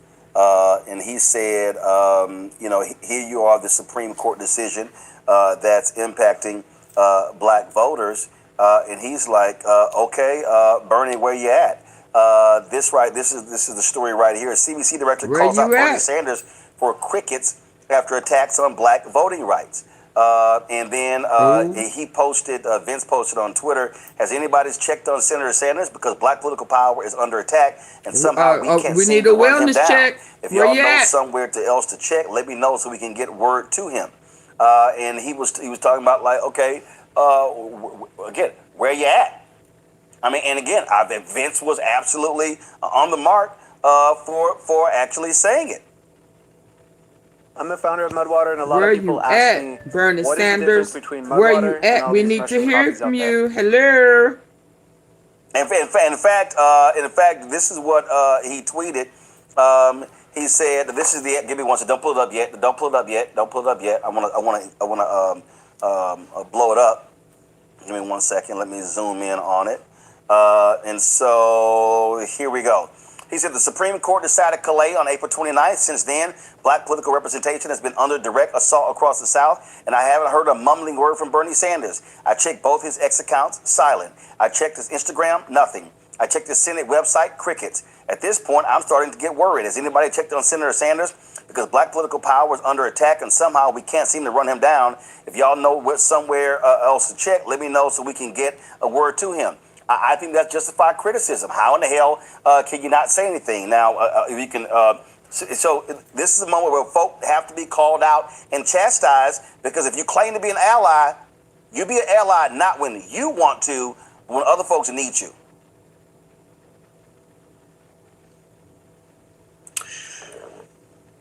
One of the biggest things that we're seeing in this moment is that for so long the Democratic Party has written off the South. And if you're not North Carolina or Georgia or what they call a swing state, you are treated as if you don't exist. So Alabama, Tennessee, Mississippi, Louisiana, these are states that they have neglected systemically for so long because they What don't they see them as want politically expedient is to change. a But this is race showing us that this war, has been a front and line we that we are should be waging sitting battle back in, and because the watching Republicans this have been vote. waging battle in them Don't and have been give strategizing to that keep them voter privilege to suppressed. the And so, race war. I think it's on the whole entire Democratic Party to recognize the importance of the South, not just the states that they love to come to every 4 years as battleground states, but the states that are not red states but are oppressed states. Again, 1 in 5 black people in Tennessee cannot vote because of felony disenfranchisement.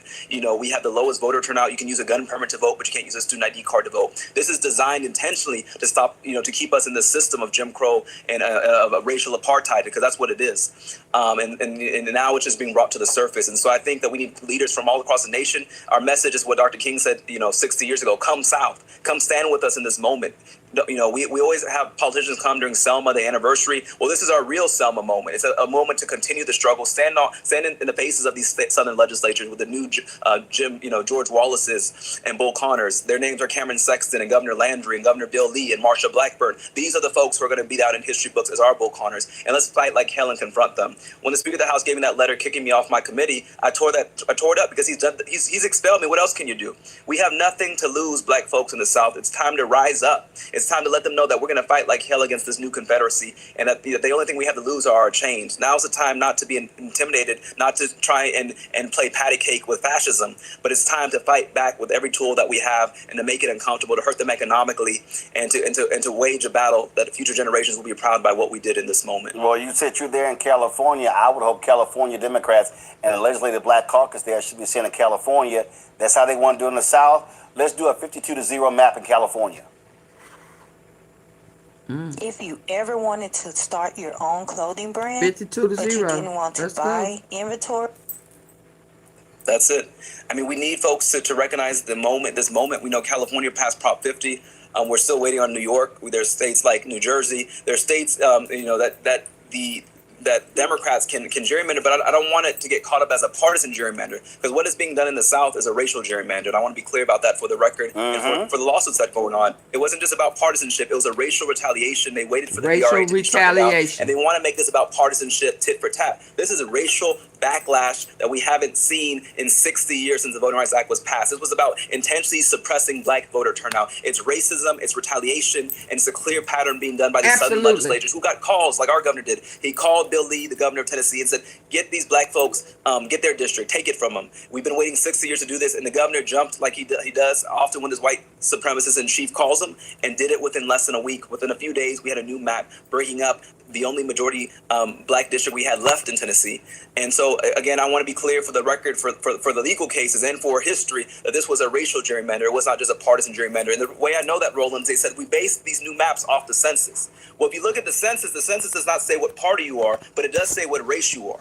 This map was drawn using racial data, and I hope that the courts see it. I don't have a lot of faith in the courts right now, but I hope that we see that as we organize and lift it up, we have to be clear that this is race, this is a racial gerrymander, it's Jim Crow, and we have to be clear about letting them know that we're going to fight like hell against these new KKK white supremacist agenda that we're facing in the South. They've been trying to erase black political power since Reconstruction. Now the Supreme Court is helping them finish the job. First came Shelby County versus Holder in 2013, the ruling that gutted the Voting Rights Act. Then came Brnovich in 2021, another ruling, another piece torn away. Now comes Calais, the case civil rights leaders warned could cripple the last major federal protection against racial vote dilution, and within days, Tennessee, the ruling that gutted the Voting Rights Act. Then came Brnovich in 2021, another ruling, another piece torn away. Now comes Calais, the case civil rights leaders warned could cripple the last major federal protection against racial vote dilution, and within days, Tennessee eliminated its only majority black congressional district. Louisiana, South Carolina, Alabama, the same strategy is spreading across the South. The old Jim Crow used poll taxes and literacy tests. The new Jim Crow uses gerrymandered maps, voter roll purges, polling place closures, and court get out and vote. Make black communities politically invisible. But this story doesn't end in a courtroom. It moves to Selma. May 16th is a national day of action. Faith get out and vote. Gather at the Edmund Pettus Bridge at 9 a.m. Y'all, where my likes at? Give my likes up. What I got? Hold on. I'm not gonna be on here. I may come back later, but likes up.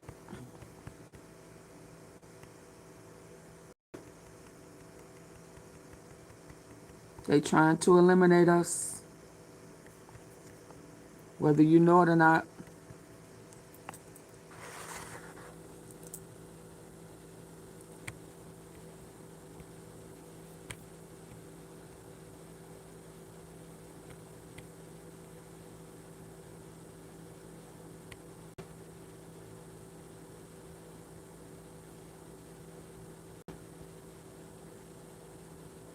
Hold on, y'all. Dang, we missed our prayer today.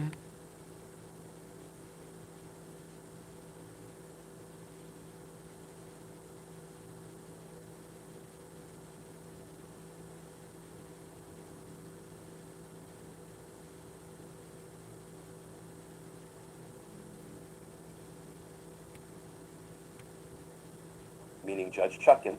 Hold on. Hey all, Glenn Kirshner here. So friends, a few days ago, you may recall, we talked about a motion that had been filed by Donald Trump's defense attorneys in his federal prosecution in Washington, D.C., telling the presiding judge, Tanya Chutkin, that she must recuse herself. She must remove herself as the judge presiding over his criminal trial in D.C. That would be the one for his attempt to unlawfully, unconstitutionally overturn the results of the 2020 presidential election. Now, as you may recall, when we went through that motion, it had little to no legal support. It had no factual support. In short, there was no there. And now, special counsel Jack Smith just filed his reply, making that clear. Let's start with the new reporting. This from CNN, headline, Special counsel argues against Judge Chutkin's recusal in federal election subversion case, saying Trump cherry-picked comments. And that article begins, Special counsel Jack Smith argued against Donald Trump's request that U.S. District Judge Tanya Chutkin recuse herself from the federal election subversion case against the former president, saying in a new filing that Trump had taken the judge's comments in Capitol rioter cases out of context in order to manufacture allegations of bias. Trump's motion seeking Chutkin's recusal centered on comments that the Obama appointee made about the former president during sentencing proceedings for two Capitol rioter defendants. Prosecutors with the special counsel's office said in the filing Thursday that Trump's recusal request cherry-picks Chutkin's comments about him, and that the judge's past statements were not evidence of improper bias or prejudgment of the current case. The prosecutors argued that Chutkin, in the rioter proceedings in question, was addressing attempts by the defendants to minimize their actions on January 6th by casting blame on Trump and others. Quote, in both instances, the court, meaning Judge Chutkin, was appropriately responding to and ultimately rejecting a common argument raised by scores of January 6 offenders, that they deserved leniency because their actions were inspired by or were not as serious as those of others who contributed to the riot but had not been held responsible, including former President Donald Trump, the defendant in this case. The special counsel's office said, while accusing Trump of attempting to cast Chutkin's comments in a sinister light, the prosecutors urged Chutkin to reject the recusal effort, arguing that Trump's request fell well short of the legal standard for a judge to recuse himself or herself from a case. The former president has until Sunday to file a reply to the special counsel's arguments. And I, for one, very much look forward to Donald Trump's reply. You know what, friends? With this one, how about we let Jack Smith do the talking? Government's response in opposition to defendant's motion for recusal of district judge pursuant to the applicable statute. And here's how Jack Smith's reply begins. There is no valid basis under the relevant law and facts for the Honorable Tanya S. Chutkin, United States District Judge for the District of Columbia, to disqualify herself in this proceeding. In service of his motion seeking the court's recusal, the defendant both takes out of context the court's words from prior judicial proceedings and misstates the proper legal standards governing judicial recusals. Bam. Jack Smith continues. To support his claim, the defendant, Trump, cherry-picks portions of the court's sentencings of two individuals for their crimes related to the January 6, 2021 attack on the United States Capitol. In both instances, the court was appropriately responding to and ultimately rejecting a common argument raised by scores of January 6 offenders, that they deserve leniency because their actions were inspired by or were not as serious as those of others who contributed to the riot but had not been held responsible, including former President Donald J. Trump, the defendant in this case. The court's statements addressing this sentencing mitigation argument were factually accurate, responsive to arguments presented to the court, and evidenced no improper bias or prejudgment of the current case. Double bam, Jack Smith continued. In addition, the defendant attempts to apply the wrong recusal standard to the court's statements, where, as here, a recusal motion is based on statements made by a judge during judicial proceedings in response to facts and arguments placed before her. Recusal is warranted only in the rarest circumstances, where the statements display a deep-seated favoritism or antagonism that would make fair judgment impossible. The challenged statements fell well short of that mark. And while the defendant seeks to avoid the applicable legal standard by asserting that the court's opinions derive from some source outside of the courtroom, he provides no basis for this claim. Because the defendant's motion fails to establish any bias by the court, much less the deep-seated antagonism required for recusal, the court has a duty to continue to oversee this proceeding. The defendant's motion should be denied. Yeah, that would be triple bam. I love good lawyering. Now, friends, let me add that this motion was submitted under the signature block of Special Counsel Jack Smith, but the two assigned federal prosecutors on this motion are Molly Gaston and Thomas Wyndham. And those prosecutors, together with Jack Smith and the rest of his team, are representing the interests of the American people extraordinarily well. So really the only thing left to say is that Donald Trump's motion to remove Judge Tanya Chutkan from the case will be denied. You know why? Because justice matters. Oh, y'all, I was looking down. Y'all ready to go? Or y'all want one more? Let me see. Let's see. Where my boy? Y'all get the likes up. What did I just send over there? Oh.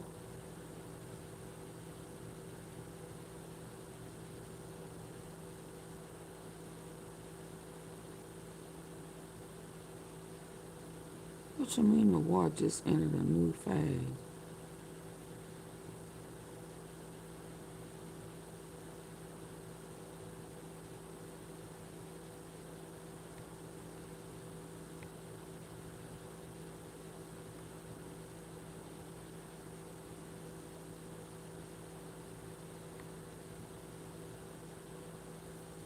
I'm trying. Oh, let me go see if something done popped off while we've been live. Hold on, y'all. Get my like. Are y'all still with me? Do I need to pop out and come back in? And history lesson.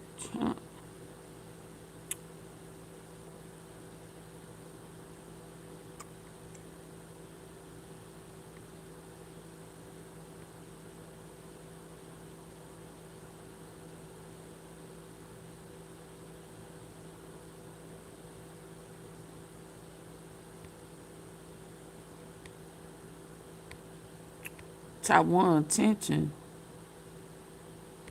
I don't want to see that. Iran foreign minister arrives in the New Delhi. I'm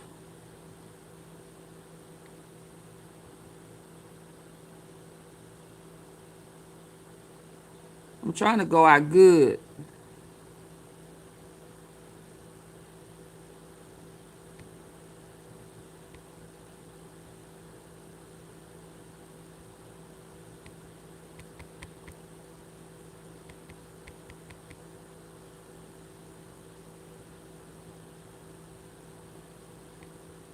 I don't want to hear them being catty.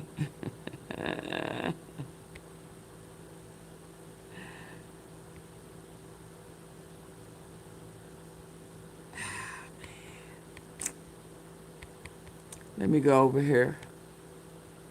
I may just need to leave.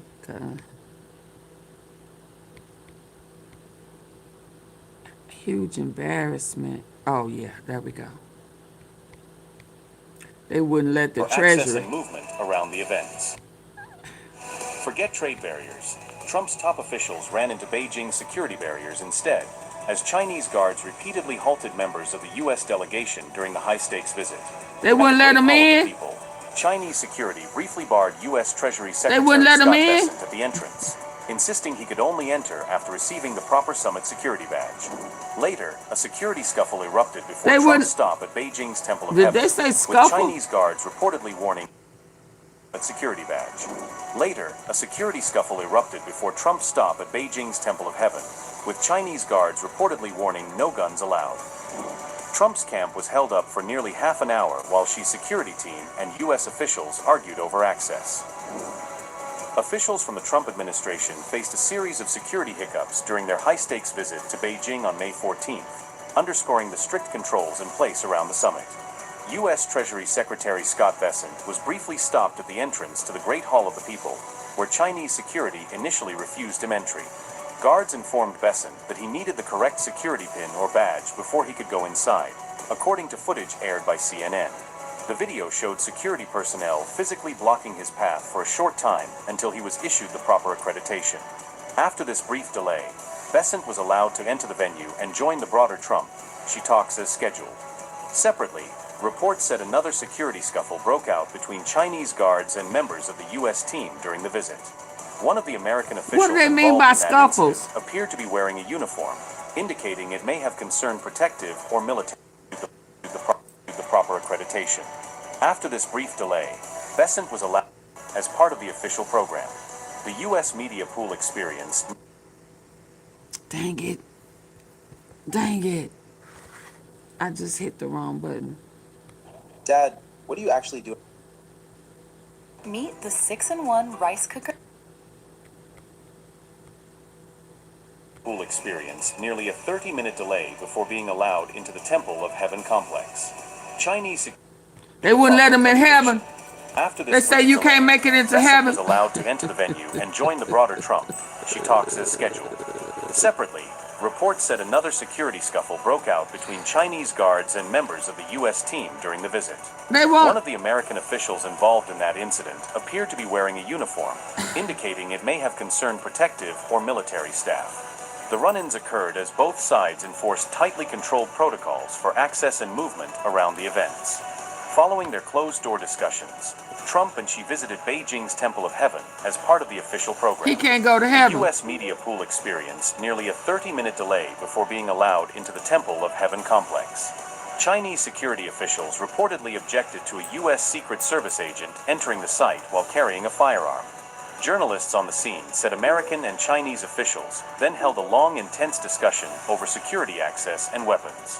In the end, the two sides reached a compromise arrangement that allowed the visit to proceed without a visible disruption to the public event. Trump's trip also triggered online debate within China about a particular member of the U.S. delegation, reflecting heightened public interest in the visit. Rubio was sanctioned by China in 2020 during a period of sharp deterioration in USA-China relation, with Beijing seeking to punish Washington officials it saw as driving a more confrontational approach. He was sanctioned twice, first for his hardline or hawk stance toward China, and then for criticizing Beijing's crackdown on Hong Kong's pro-democracy movement. The sanctions came after China imposed a sweeping national security law on Hong Kong in 2020, which Beijing framed as necessary to restore order after months of large-scale anti-government protests. Beijing said the law was needed to prevent secession, terrorism, and foreign interference, arguing it protected Hong Kong's security within the one country, two systems framework. Critics accused Beijing of using the law to crush political dissent and silence opposition, turning Hong Kong into a more tightly controlled space. In response to the crackdown, the Trump administration sanctioned multiple Hong Kong and Chinese officials, portraying the move as targeted punishment for alleged human rights violations. Beijing retaliated by sanctioning 11 Americans, including Marco Rubio, who was then a U.S. Senator from Florida, explicitly linking the penalties to his China-related words and deeds in the Senate. Sanctions were tied to Rubio's China-related words and deeds during his time in the Senate, reflecting Beijing's effort to deter foreign officials from openly challenging its narrative on Hong Kong and sovereignty issues.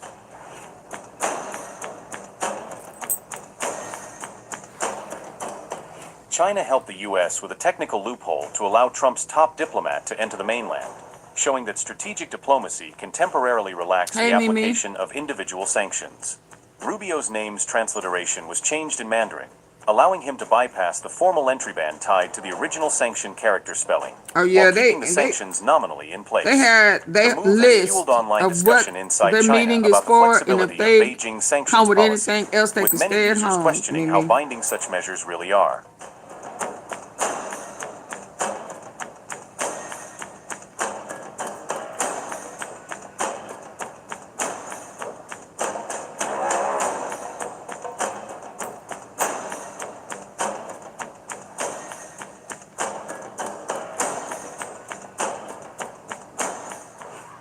Donald Trump was greeted with a grand welcome ceremony in Beijing on May 14th, with Chinese authorities rolling out a high-profile red carpet reception for the visiting U.S. president.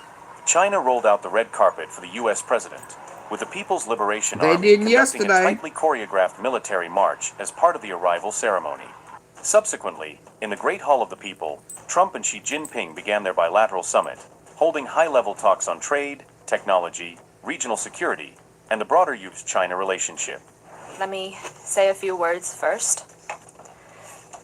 And then I'd like to invite you, Mr. President, to deliver your opening remarks.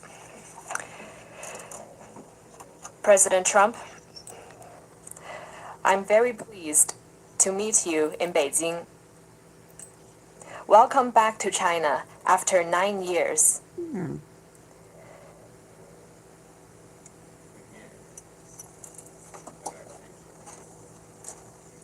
The whole world is watching our meeting. Currently, transformation not seen in a century is accelerating across the globe, and the international situation is fluid and turbulent. The world has come to a new crossroads. Can China and the United States overcome the Thucydides trap and create a new paradigm of major country relations? Can we meet global challenges together and provide more stability for the world? Can we, in the interests of the well-being of our two peoples and the future of humanity, build a brighter future together for our bilateral relations? These are the questions vital to history, to the world, and to the people.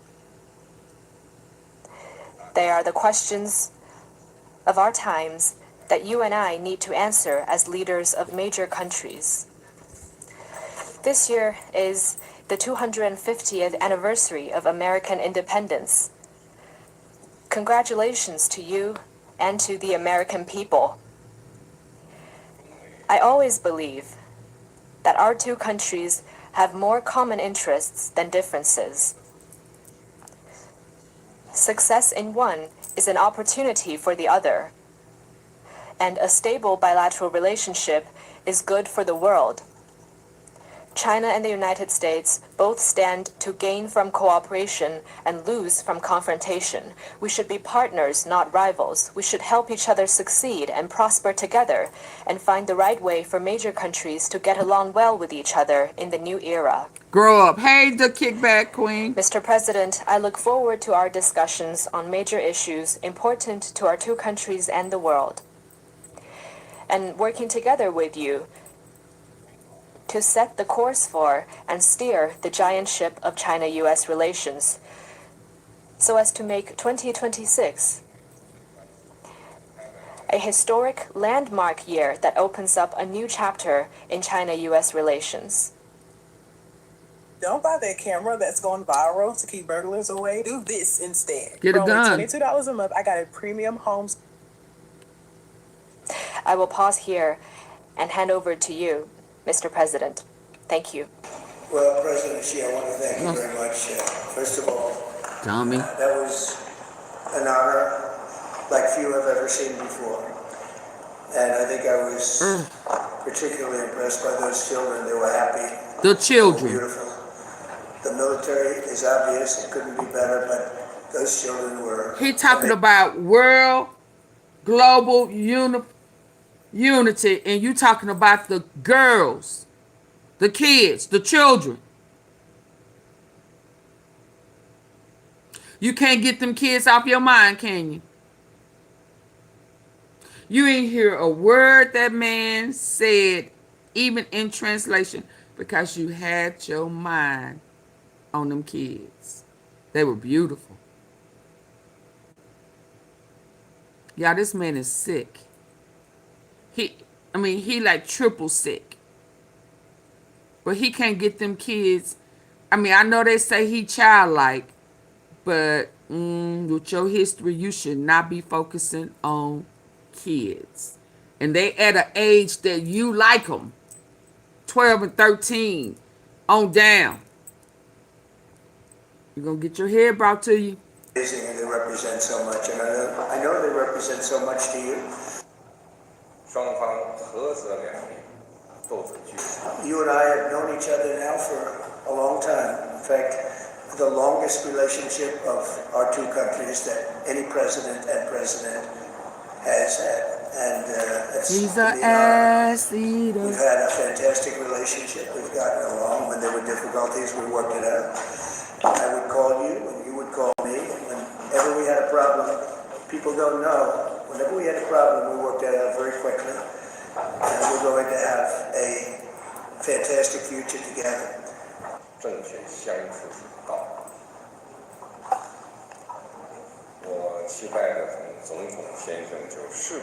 So I really look very much forward to our discussion. It's a big discussion. There are those that say this is maybe the biggest summit ever. They can never remember anything like it. I can say in the United States, people aren't talking about anything else. But it's an honor to be with you. It's an honor to be your friend. And the relationship between China and the Man, USA you don't know how to be nobody's friend but Jeffrey Epstein. That's the longest friendship you've ever had in your life. Okay, y'all, hold on, because I need for y'all to hear where something done happened. But I need y'all to get them lights up. Hold on. Go get you some tea. It's gonna be fun tea.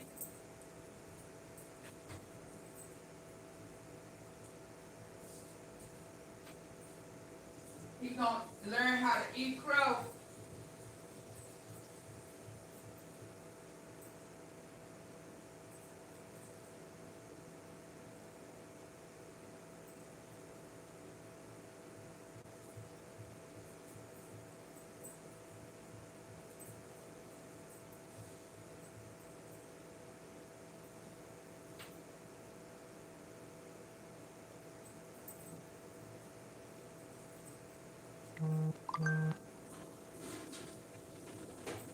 He finna eat crow, y'all. Let me find it.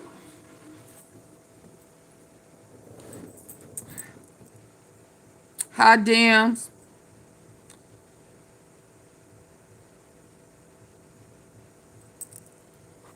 He finna eat. He finna eat crow. Hold on. Big time. It's like that they put something to him. They got something in his bag.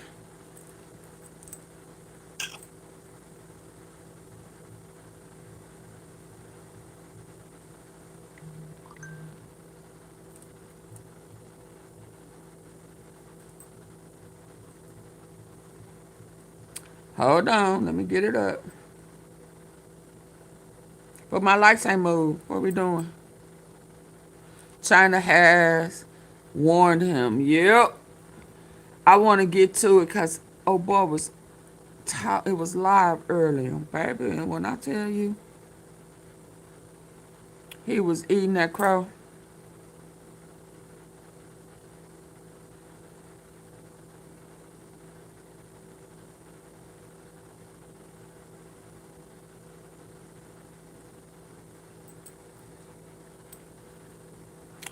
Hold on.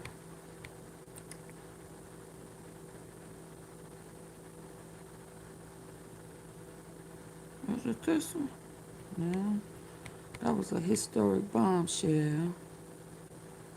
That one it was this one. I have And never I'm not seen gonna someone listen between to the it ages all of because I 50 gotta and go. I 60 gotta go with get me such something to beautiful eat. hair. It turns out that since she started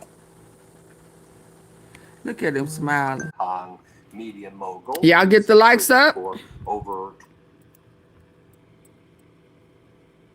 Come on now. Only one person hit the like button. Yeah. You-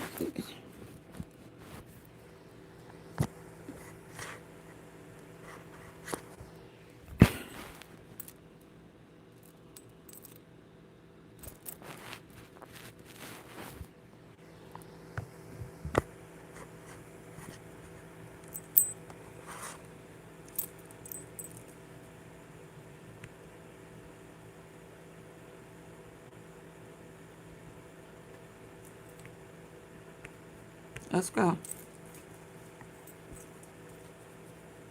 Are y'all spinning? Oh, wow.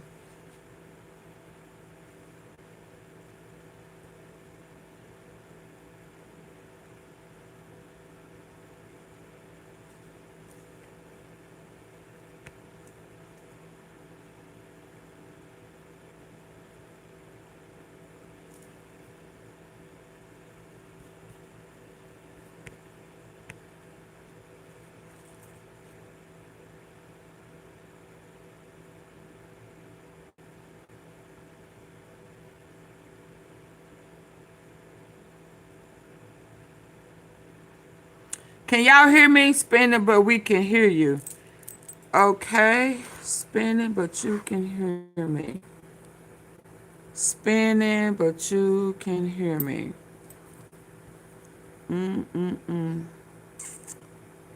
What do I need to do to fix that? Let me hit refresh. But my TV is spinning too, though. Drinking warm water Okay, before well, there we bed go. improves eyesight almost overnight. Thousands of people are already doing this every night as they sleep by adding one.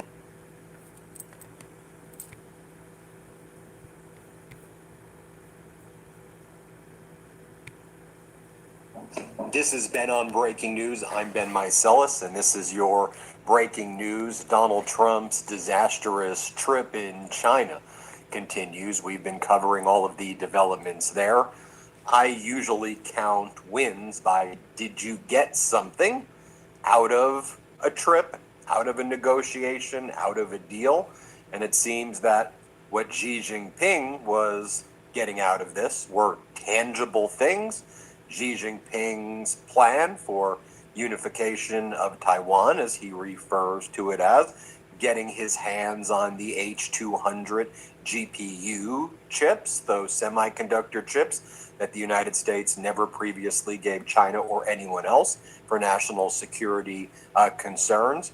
China having the ability to protect itself as a global hegemon on par with the United States. What is it called China when you setting bright lines about got him what by can and can't be discussed. God? You shall not discuss the Taiwan issue except under our terms. Do not discuss with us or Like make got any a claims man or by the demands balls? about Jimmy Lai, who's the pro-democracy Made him call Hong uncle. Kong media mogul, who's in prison for over 20 years, who was leading pro-democracy movements and rallies in Hong Kong.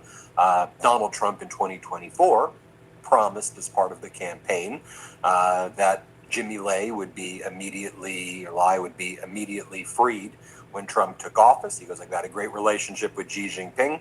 It'll be very easy for me to get Jimmy out of prison. And of course, even right before Donald Trump took the trip to China, Trump took it off the table and compared Jimmy to James Comey and said, James Comey's a dirty cop. If somebody asked me to release Comey from prison, do you think I would do it? Jimmy Lai's causing a lot of bedlam in China, a lot of bedlam, creating lots of issues for my friend Xi.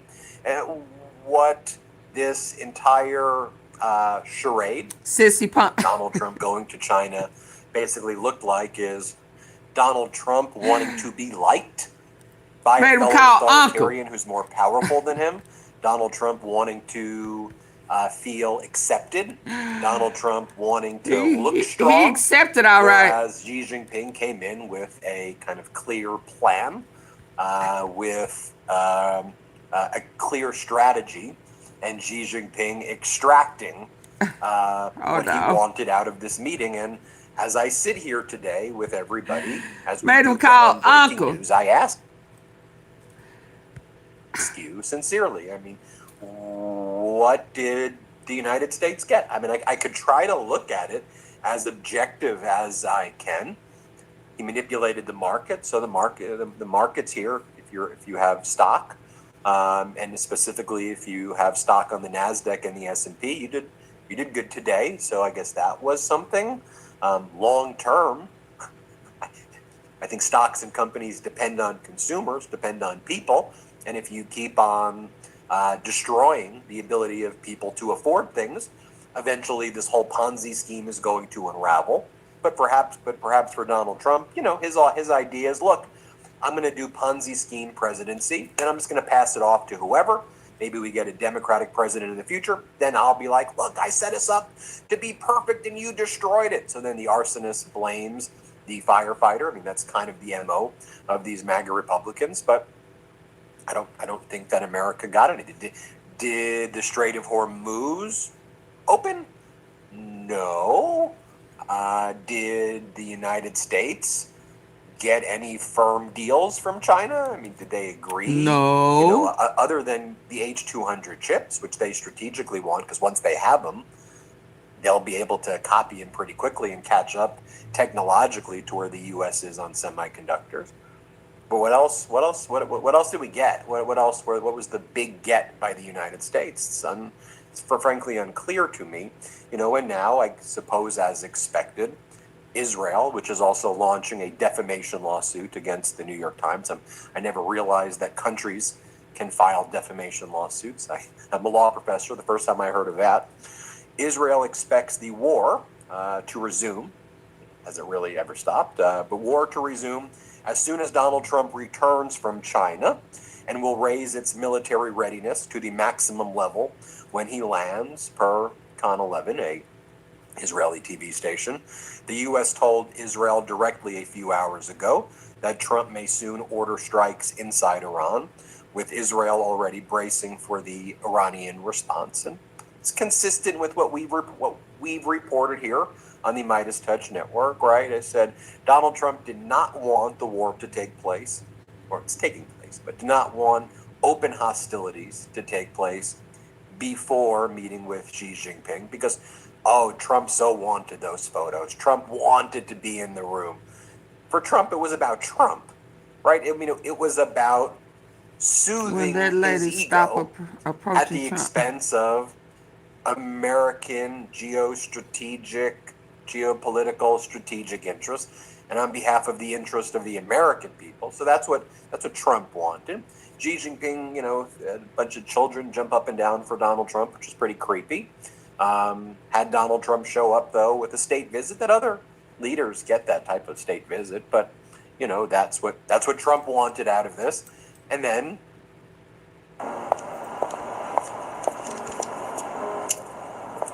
God bless. Have a good morning. We will likely resume open hostilities. I wouldn't be shocked if that's next week, if it's the week after, but I expect that the only reason it didn't happen is because Trump wanted this meeting with Xi Jinping to take place, and he knew it would be canceled, like the last time it was canceled. The Strait of Hormuz remains closed.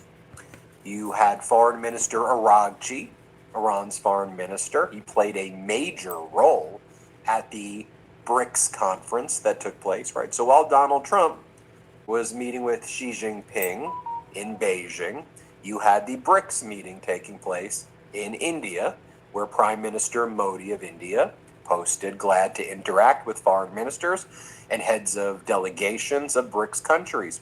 BRICS has emerged as an important platform for advancing cooperation among emerging economies and giving a voice to the aspiration of the global South. Under India's chairmanship this year, we will work together to strengthen multilateralism, promote sustainable development, enhance economic resilience, and build a more inclusive world order. So you had this BRICS meeting taking place in India, while Donald Trump and people from his regime, like Marco Rubio and others, were attacking NATO, right? You have Rubio saying, NATO wasn't there for us, and you have Donald Trump sucking up to Xi Jinping, and you have a whole broader geopolitical architecture being formed. It's pretty obvious to see right now. And America first means America alone, but Trump soothed his ego and standing next to Xi Jinping. And it's just so fascinating because I think about all of those cabinet meetings that which look like episodes of a lost season, a horrible season of The Apprentice, where Trump would make his cabinet members like glaze him in such a weird Kim Jong-un way. Oh, you're such a strong leader. Oh, we've now put up a major banner of you in our department building, and it looks so beautiful. Oh, and thanks to your strength, Donald, right? That's how his cabinet meetings go. And he like broadcasts them live so the people can see his cabinet members act like bootlickers and sycophants. But Donald Trump at the meeting with Xi Jinping was behaving. Torritos, when he makes his cabinet members behave to him is how Trump was behaving to Xi Jinping. Oh, you're so strong. You're so made him powerful. say uncle. You're such a great leader. I admire you so much. And Xi Jinping was saying things like, look, we have a very fragile global world order. We're seeing massive changes and massive shifts in the global order right now. And Xi Jinping said, what we must be wary of is not to fall into the Thucydides trap. And we can avoid that through cooperation. The Thucydides trap was a term that was coined recently, but it referred to Thucydides, talking about the start of the Peloponnesian War and talking about how a lesser power that emerges as a greater power inevitably gets into fights and wars with the greater power. So at the time, Thucydides wrote, he was reflecting on the Peloponnesian War. He was reflecting on Sparta at that time, the greater power, the rise of Athens, Athenian democracy, and that put Athens and Sparta on an inevitable course to war that both really didn't want, that wasn't really in the interest of others, but they were dragged into this war based on the Thucydides trap. And so Xi Jinping was saying America's hegemony is done, and it is waning, it is falling. China is rising, and we're the new dominant hegemon. We're the new major power in the world, and so we shouldn't fall victim to the Thucydides trap.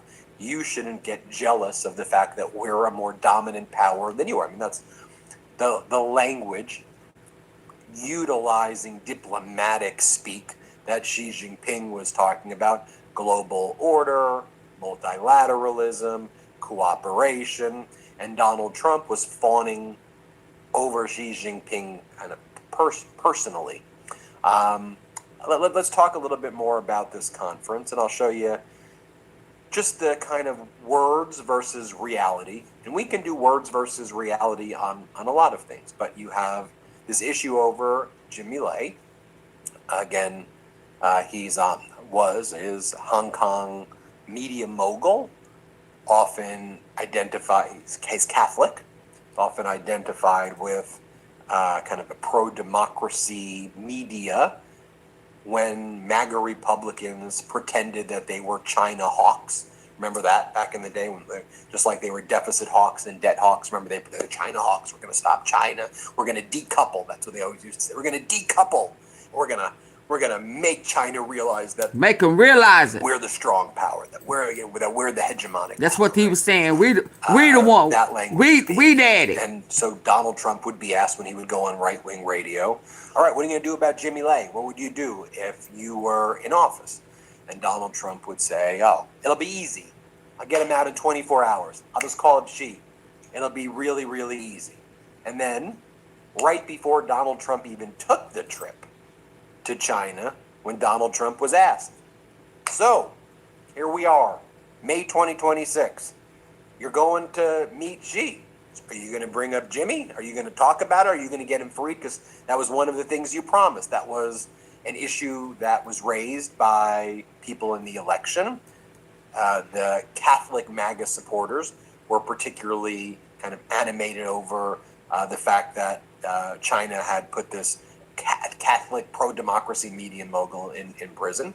And you said that there's an easy solution. So watch 2024 versus now Donald Trump. Here, let's play this clip. They don't want you to know about it. Hey, They don't want you to know might about get a it. big cash payout if you. There's a guy named Jimmy Lai who's very important to America's Catholics, to the world's Catholic. He's a Catholic in Hong Kong, and he's a great publisher, a billionaire like you. Xi has him in jail. Do you think you could speak to Xi when you're back in the presidency about getting Jimmy Lai out and out of the country?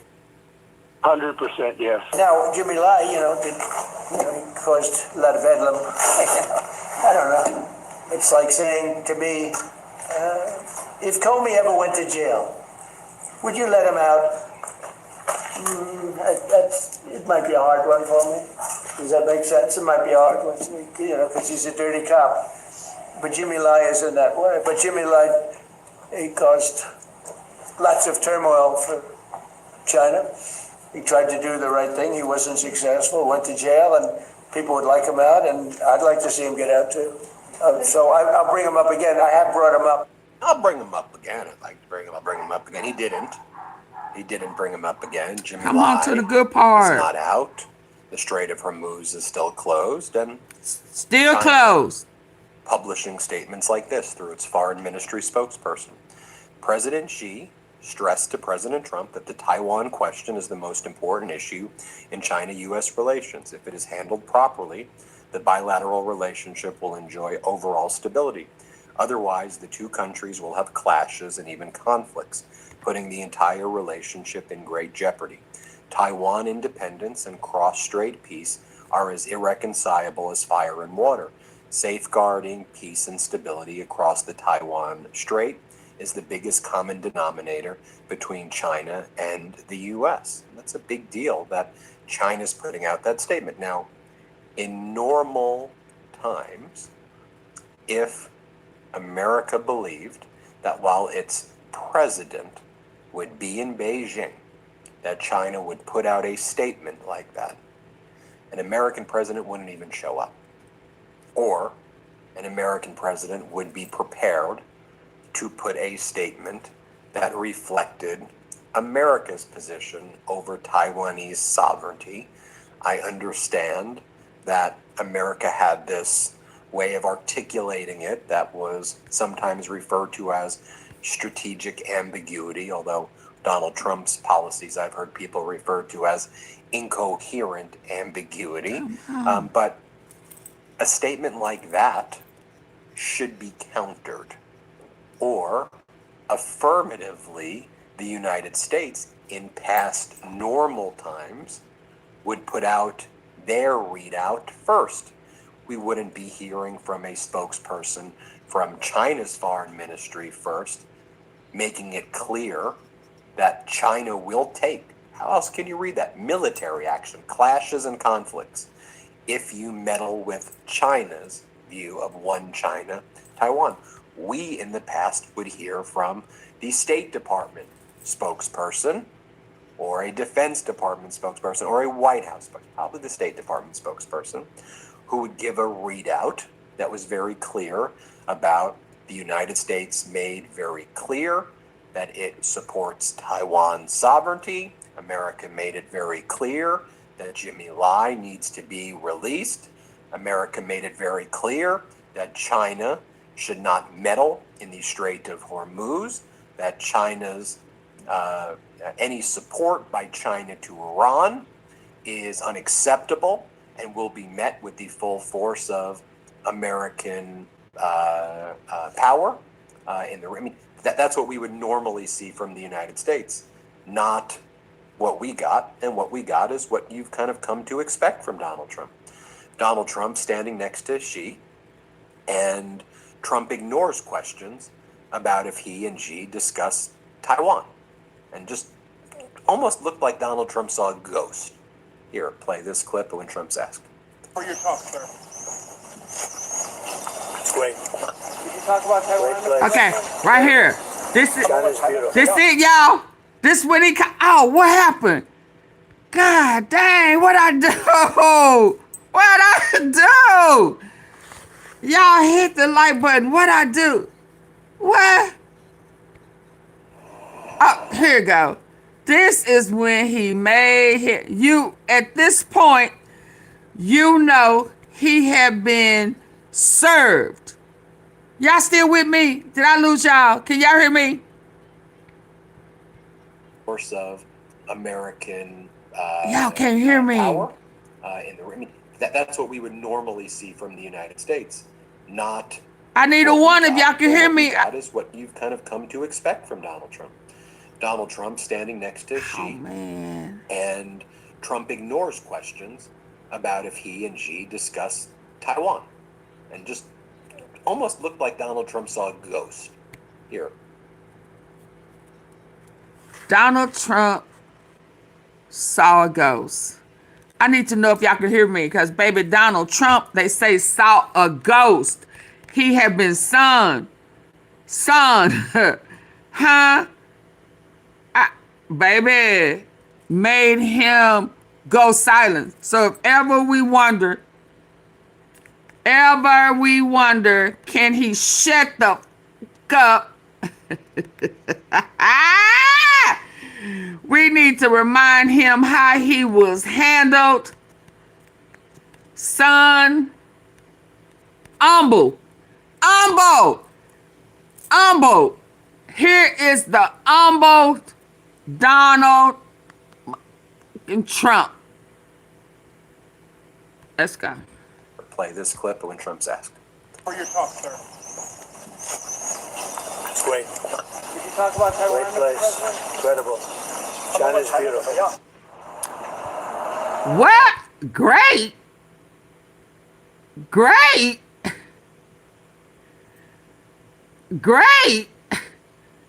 So, hold on. I want y'all to see, oh boy. And then I want y'all to see what we got, and what we got is what you've kind of come to expect from Donald Trump. Donald Trump standing next to Xi. Look at him. Look at Big Daddy. And then that's why son. He was sonned. Yeah. Humble that ass.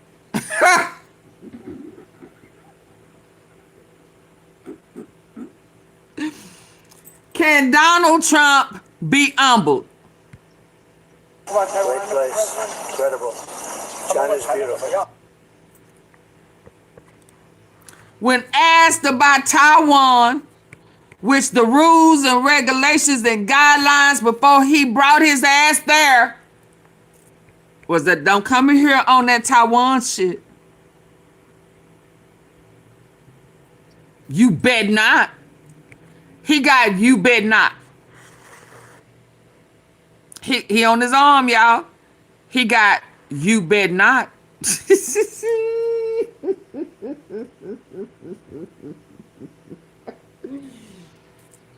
Humble that ass. Hello. You bet not. Okay, you bet not. Now you can come over here with that. I'm strong armor. I'm gonna do more than squeeze your hand real tight and hard. You better choose your battles. Once you leave here, you can lie to your people. But while you here, you gonna do what I said, because I'm the daddy. China's beautiful. But they asked you about Taiwan. Almost looked like Donald Trump saw a ghost. Here, play this clip of when Trump's asked. For your talk, sir. It's great. Did you talk about Taiwan? Great place. Incredible. China's beautiful. Did he shake his head up and down? Did he shake his head up and down, y'all? Huh? Did he shake his head up and down? I'm in disbelief. Hey, this is the last time. Oh, I'm on it. Oh, my bad. I'm sorry. I done got carried away. Let's Here, go. play this clip when Trump's asked. For your talk, sir. It's great. Did you talk about Taiwan? Great place. Incredible. China's beautiful. Son, who your daddy? What about Donald Trump at his speech where he addressed Who your daddy? Chinese Nope. delegate? Here I go. Nick, who your daddy?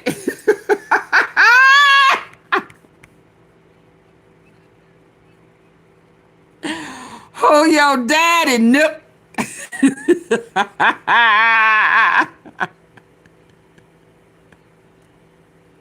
Who your daddy? Who your daddy? Say uncle. Wave the white flag. Ignores questions about if he and Xi discussed Taiwan, and just almost looked like Donald Trump saw a ghost. Here, play this clip when Trump's asked. He saw something. It's great. Did you talk about Taiwan? Great place. Incredible. China's beautiful. Yeah, neither wanted to say anything about it. Okay. What about I'm your Xi daddy. discussed Taiwan? I'm your daddy. Almost looked like Donald Trump saw a ghost. He saw Jeffrey Play this clip when Epstein. Trump's asked. He saw a ghost. It's great. Did you talk about Taiwan? Great place. Incredible. China's beautiful. Yeah, neither wanted to say anything I'm with that about it. ass. Okay. I'm that baby Donald dad. Trump at his speech where he addressed No, Chinese boss. I'm the daddy. He my daddy. He my big daddy.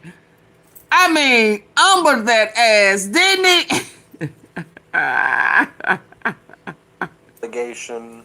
He addressed American delegation. He addressed the world. The whole world's watching this. The whole world Donald Trump was watching. focused on God, Chinese dog. restaurants. Saw him Let's son play this you. clip. Just as many Chinese now love basketball and blue jeans, Chinese restaurants in America today outnumber the 5 largest fast food chains in the United States, all combined. That's a pretty big state. Before that, when Donald Trump was in the room with Xi and the kind of bilateral negotiation part that's public occurred, Donald Trump told Xi, "You're such a great leader. I say it to everybody. Some people don't like me. It's true. You're so great." Here, play this clip. You're a great leader. I say it to everybody. You're a great leader. Sometimes people don't like me saying it, but I say it anyway because it's true. I only say the truth. It's bizarre behavior right there. I don't want people to think that that's normally how an American president's supposed to behave. You know, this one account said it in a way that resonated with me. The funniest contrast is the tone. Xi was talking about bilateral relations, global turbulence, cooperation, confrontation, the future of humanity. Trump was basically saying, "It's an honor to be your friend. You're a great leader. I only say the truth. The children were beautiful." One was conducting diplomacy. The other sounded like he finally got a private dinner with his political crush. Donald Trump then went on Hannity. Again, we don't have a State Department coherent message readout. Here's the bright lines that the U.S. drew. Here's how the U.S. projected strength. The U.S. has given a lot, especially the H-200 chips. Like, this is a home run for China. And China made clear that the U.S. should never bring up Taiwan. And the U.S. largely did remain silent on it.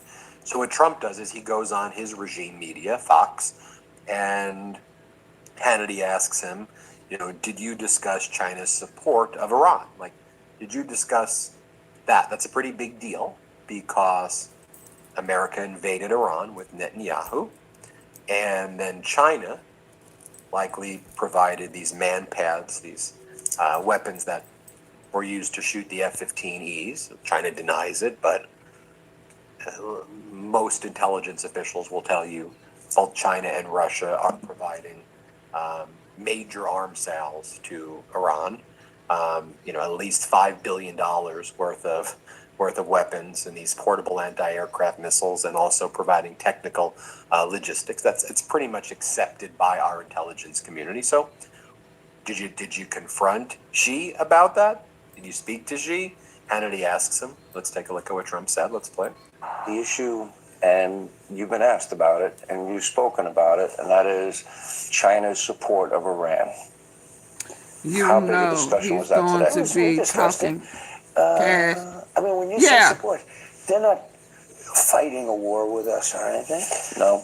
He said he's not going to give military equipment. That's a big statement. He said that today. That's a big statement. He said that strongly. But at the same time, he said, they buy a lot of their oil there, and they'd like to keep doing that. Not just products, your daily upgrade. From morning motivation to y'all transformation. Y'all want to continue to hear this, or y'all want me to come back later? Y'all had enough? I just wanted y'all to hear him call Uncle. Y'all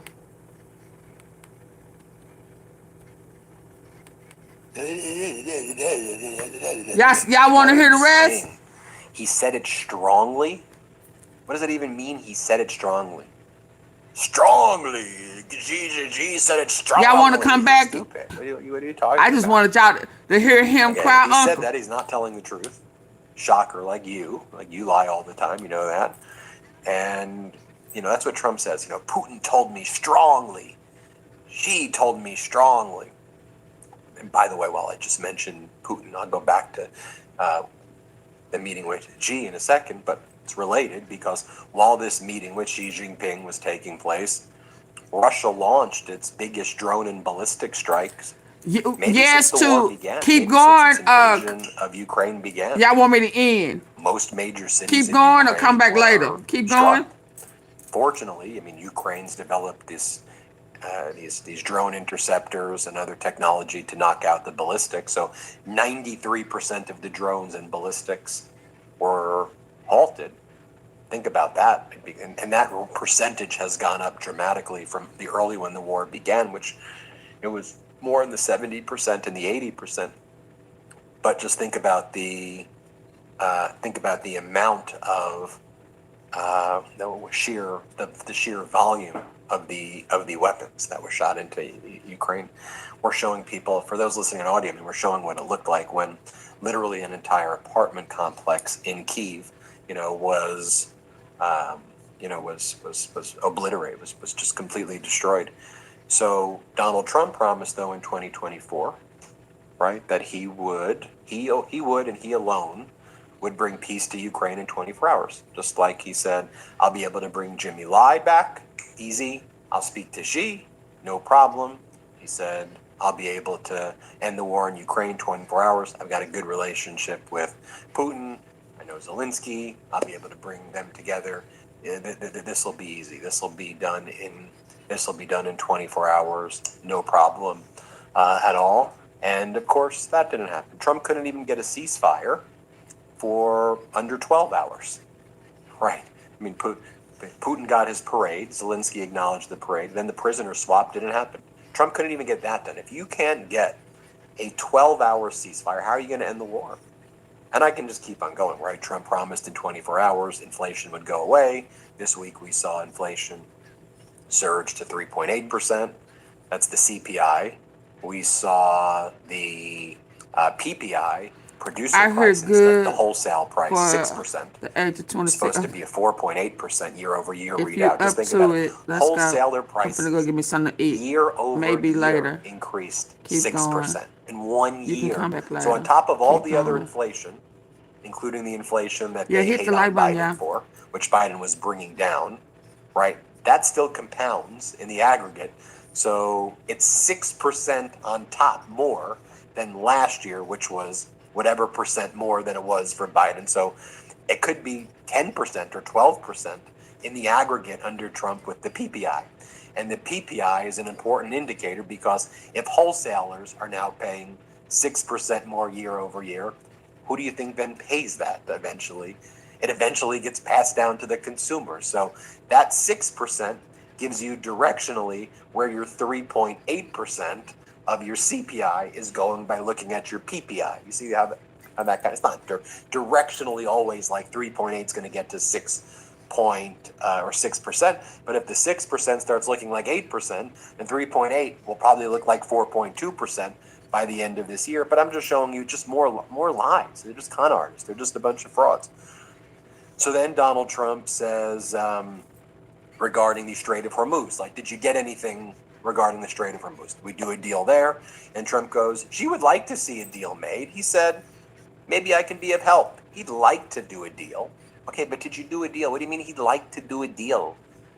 He's so weird about the word deal. I get like his thing is art of the deal, which he didn't even like write, and he's the worst deal maker. Deal, I want a deal, everybody. Give me a deal. I need a deal. You need a deal. No, just get it done or shut up. Have you ever heard of somebody talk so much about like a deal before? Like you look so thirsty for the deal that you get played so damn easily. And as I've said before, the thing with Donald Trump and the deal, he's never been a deal maker. He's always been a destroyer. And the same way he breaches contracts all of the time and doesn't acknowledge any type of good faith, for him, the way he weaponizes the idea of a deal, what's supposed to happen in a deal? People are supposed to negotiate in good faith, make concessions, and try to find mutually beneficial arrangements to do a deal. Because ultimately, both sides need to sign. A deal is different than a surrender. A deal is different than a war. But see, Trump weaponizes the very concept of a deal to sucker punch you. You let down your guard in a deal-making process, and he uses it to take advantage of you. That's what he's tried to do with Iran. Okay, this is what he's done his whole life in business, right? Sure, I'll agree to your framework. You got it, Iran. Or whoever he dealt with in business. Sure, I'll agree. I'll do it. Okay, sounds good. And then you think he's going to do it. Then he ties you up in litigation, and he doesn't do his. He doesn't do his portion. Or in the business side, he's got all these LLCs, so he personally benefits, but then he can bankrupt his LLCs. Oops, that's not me. That's my LLC, right? Like that's what he's done his whole career. Anyway, here he is talking to Xi, or here he is saying Xi would like to see a deal made. He said, if I can be of any help, I would like to help. Here, let's play this clip. President Xi would like to see a deal made. He would like to see a deal made. And he did offer, he said, if I can be of any help at all, I would like to be of help. Because, he did say that. Yeah, he did say that. And look, anybody that buys that much oil has obviously got some kind of a relationship with him. But he said, I would love to be of help. If I can be of any help whatsoever, he'd like to see the Hormuz Strait open. He said, if I could be of any help whatsoever, I would like to help. Okay, so then what did you do? Then what? Then he said he'd like to help. Did you get a commitment? Was there a deal? Or are you talking about a framework for a deal that has a framework for a deal that doesn't? What am I missing here? What did you get? What did you extract? Okay, so let's hear from Marco Rubio. With the devil. Yep. Secretary of State. We heard from the foreign spokesperson from Iran about what they're saying about Taiwan. So Rubio, what say you, Rubio? Let's play this clip. For the other topics, we know where they stand, and I think they know where we stand. Do you think China wants to invade Taiwan? Well, I think China's preference is Taiwan made him say Taiwan uncle, baby. Voluntarily join them. In a perfect world, what they would want is some vote or a referendum in Taiwan that agrees. You better read the memo. You better leave Taiwan alone. It's featured prominently in President Xi's mandate in the time he's been in office. He's made clear that what they call reunification, that's what they call it, is something that has to happen at some point. We think it would be a terrible mistake to force that through force or anything of that nature.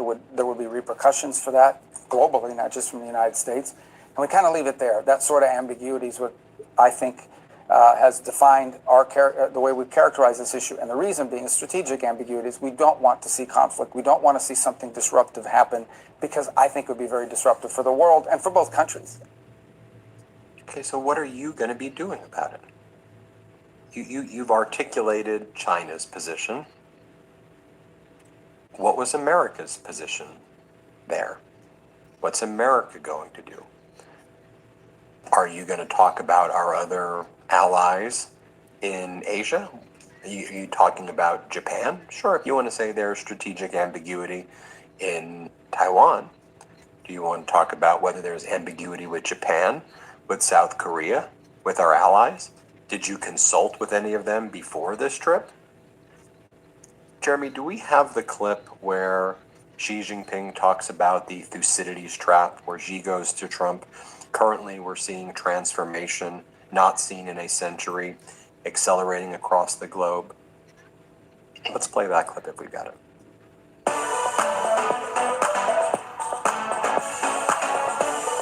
He got punked. You missed it. He got stung. Currently, transformation not seen in a century is Yeah, accelerating he brought him across to the his globe, knees. and the international situation is Humbled fluid him. and turbulent. The world has come to a new crossroads. Can China and the United States overcome the Thucydides trap? So that's what he was saying. What about Treasury Secretary Scott Bessent? When Bessent was asked by Joe Kiernan on CNBC, will Xi ask Trump to change the long-standing strategic ambiguity policy or limit arms sales to Taiwan? We know the answer because China said it publicly. China made it very clear. They said, we're going to get into conflict and clashes against you. So to the extent the whole relationship was defined by strategic ambiguity, meaning ambiguity from both sides, China's putting forward a statement that says, we will go to war with you if you help Taiwan, essentially. Well, how else do you interpret clashes and conflict? The language that they use here. There will be clashes and conflicts with us if you support Taiwan. Okay, so what is Treasury Secretary Scott Bessent doing? Here's what he says. Let's play it. Sure, Joe. It wouldn't be a U.S.-China summit without the Taiwan issue coming up, and I'm confident that President Trump understands the issues around that and is very, very resolute in his answers, and I'm sure we'll be hearing more from him in the coming days on that. Something to note as well, one of the ways that China is improving its standing in the world and developing global alliances is by being the global leader on the green transition. So as Donald Trump mocks green energy, as Donald Trump calls it the Green New Scam, as Donald Trump says no solar, as Donald Trump says, we're not going to be doing windmills. We hate the wind and it doesn't work. Donald Trump and his regime don't know the way batteries work. UN climate chief was lavishing praise on China as Trump meets with Xi. China is reaping the benefits as the global leader on the green transition, and other nations should follow as the Iran war shows the vulnerability of fossil fuel-based economies, what the top United Nations climate official says.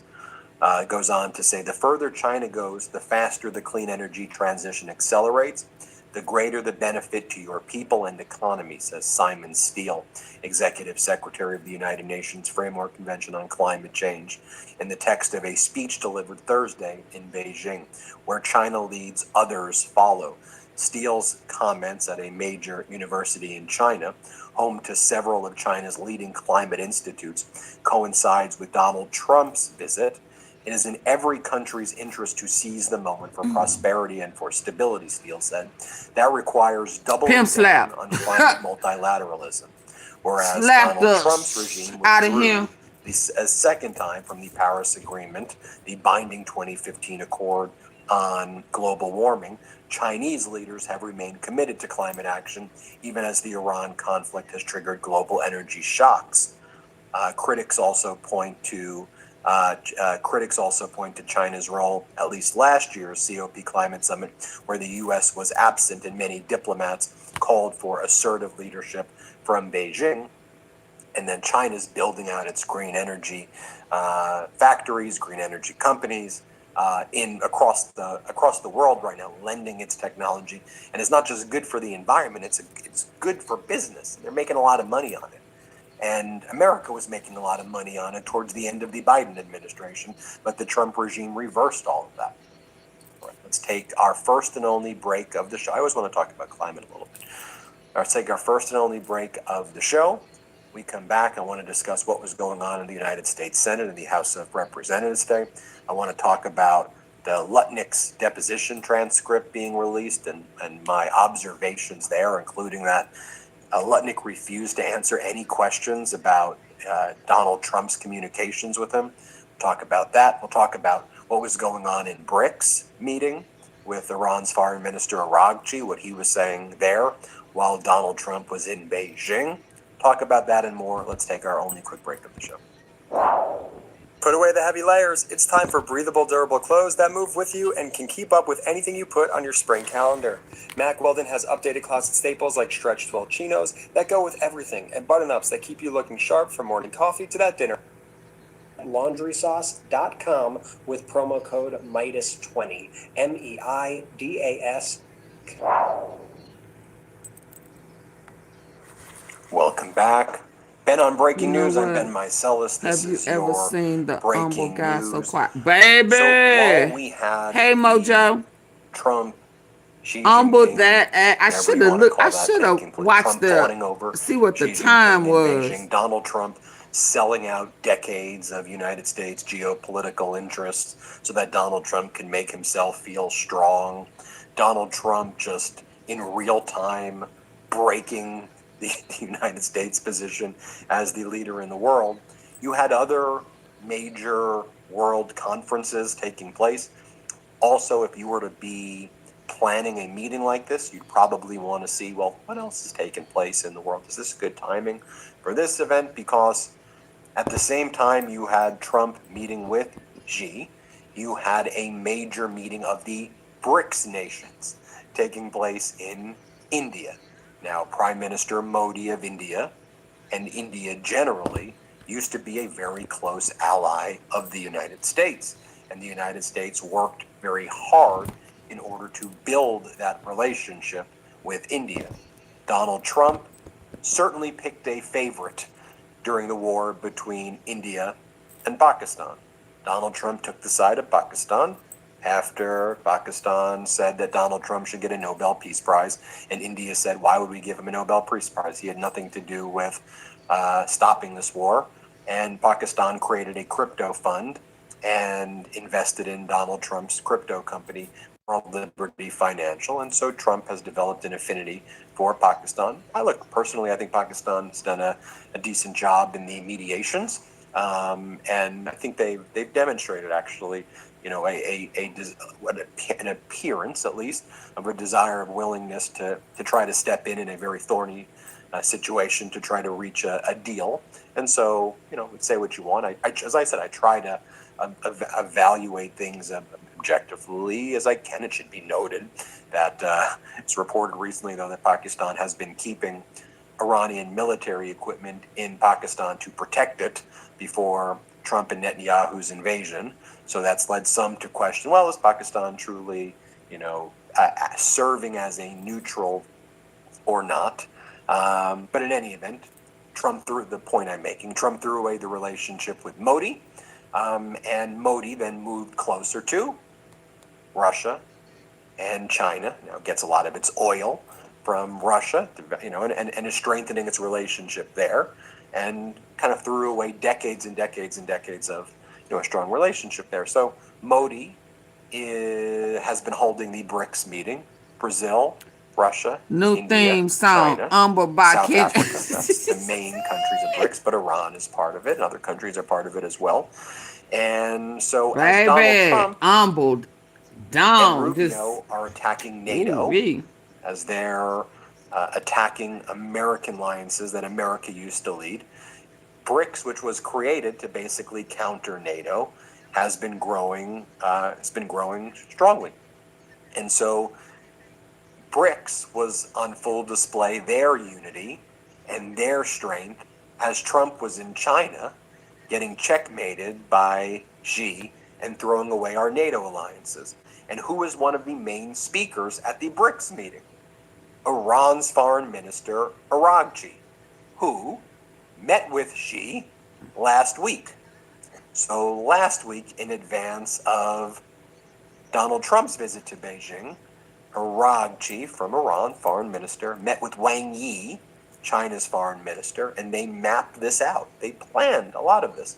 Part of the plan we saw implemented when Donald Trump was in Beijing, where Iran let out about 30 Chinese tankers and VLCCs, those very large cargo container ships, the VLCCs, because what Iran and China realized is Trump was going to try to use the Strait of Hormuz as a leverage point for China to say, well, China, you need our help to help open up the Strait of Hormuz. Let's do it together because you depend so much on oil and from cargo that goes through the Strait of Hormuz. So you need this as well. To which Iran allowed these Chinese VLCCs to go through. And then because Donald Trump wanted the meeting, the summit with Xi to make him look good personally, who's even talking about the blockade at this point? I mean, those ships, boop, boop, boop, boop, boop, boop, boop, just get out and go and head to China while Xi was there. So yet another checkmate move. Then you have China, which leads basically the BRICS with Russia and with India now. India before, but taking a more assertive role. Then they host Araghchi, who's out there giving speeches like this, saying at BRICS, at the BRICS meeting, Araghchi goes to virtually everyone in this room. Our resistance against U.S. bullying is not an unfamiliar battle. So as Trump has attacked NATO and divided it, Article 5 basically means nothing anymore. Ukraine is, do you see how this is all being coordinated though, right? Trump in China, then you have the BRICS meeting in India, then you have Putin doing the most vicious and one of the most serious drone swarms and ballistic attacks of the entire war, of his entire invasion of Ukraine while Trump is there in Beijing. And then you have Araghchi of Iran rallying the BRICS nations united against the United States bullying. Here, play this clip. Actually, everyone in this room, our resistance against U.S. bullying is not an unfamiliar battle. So many of us encounter slight variations of the same repugnant coercion. It is high time for us to jointly step up and work towards making clear that those practices belong in the dustbin of history. Today, our nations are closer to one another than ever before, and we cannot ignore the common and dangerous challenge we all face. History has shown that empires in decline will stop at nothing to arrest their inevitable fates. A wounded animal will desperately claw and roar on its way down. Notice the symmetry of the language. Empires in decline, behaving desperately on their way down. That's what we've seen in history. Xi Jinping, Thucydides' trap. We must not fall into such a trap, which means an empire is falling, another empire rises. So you have Xi Jinping saying that there. These are strategic, coordinated positions. And when you say, well, what's our State Department supposed to be doing? And what's our Defense Department supposed to be doing? Should they be, should they be chained, what are they supposed, they're supposed to be on message. They're supposed to be coordinating with our allies. So in the past, when Trump was in China, NATO would be speaking with one voice. Maybe we would coordinate a sideline summit in Asia while Trump was in Beijing. Maybe we would hold a meeting in Maybe we would be holding a meeting somewhere in Asia with all of our NATO allies and have a joint statement about NATO's support of South Korea, or NATO's support of Japan, or NATO's support of Philippines, or NATO's support of other countries in the region. And there's none of that. There's none of that. Instead, Jeremy, do we have that video of Hegseth where he does the video about the $1.5 trillion budget? See if we can find this video. Yeah, let's instead this is what we get now. This is the behavior of the United States. Let's play it. Despite what you might hear in the media, America is not in decline. We remain the strongest military power on Earth, but that power requires renewal. Now, with global threats that are constantly evolving, it's time to make a $1.5 trillion investment, a generational down payment. What? First off, you start off that video by saying, you're obsessed with the media. Despite what you've heard in the media, we are not in decline. Okay, that's literally what losers say, right? Who starts off anything like that? If you're strong, then just behave that way. As we used to say in the United States, talk soft or walk soft and carry a big stick. Lots of people say that I'm a loser, but I'm not a loser. I'm cool, right? It's who talks like that?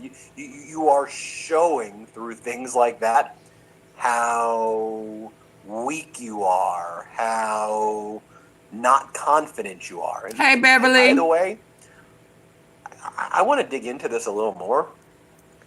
I saw Elon Musk and I saw Jensen Huang from NVIDIA there. I saw those two CEOs there. And I saw Tim Cook. I saw him there. Weren't there going to be 50 CEOs who are going to be showing up there as well? Did they get in the room? What up, baby? Did they get in the room? So that they could their stock they got chin checked at the door. Did they cut actual deals? We gave our H200 chips to China. What did our companies get? I guess they got. Look, let's be real. The markets. We'll check what the markets were like today. The markets, which Trump manipulates all the time, went up today, I think. Let me go okay, so for the one, okay, I'm gonna play a little of that clip when we get to the end when he got stung. 56. When he got let's see, Nasdaq up 232. Slapped with a chop. So yeah, with the what is it?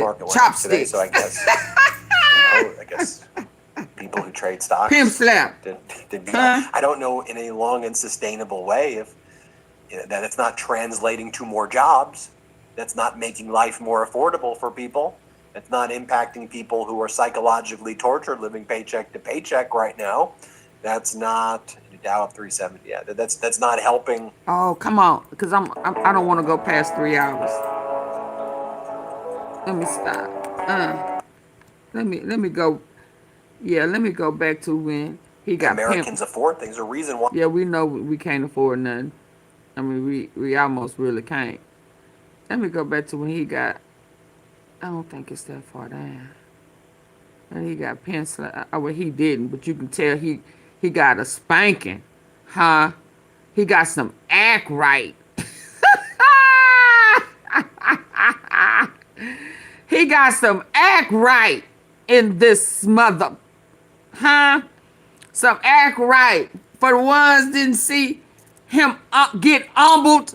Huh? You can tell he got some act right.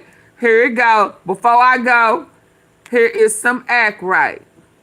E&G discussed Taiwan and just almost looked like Donald Trump saw a ghost. Here, play this clip when Trump's asked. For your talk, sir. It's great. Did you talk about Taiwan? Great place. Incredible. It's what? He asking about Taiwan. What you mean it's great? Did he choke? Did somebody give him a signal? Did somebody peep out and say peekaboo? From Donald Trump. I Trump see standing you. next to Xi, and Trump ignores questions about if he and Xi discussed Taiwan, and just almost looked like Donald Trump saw a ghost. Here, play this clip when Trump's asked. For your talk, sir. Okay. Now, okay. Because, see, there was a little gap right here. Did he move in on him? I mean, I don't... Do I need to pay attention to his face? Baby, he done got a spanking. I mean, oh my God. Some act right. Let's go.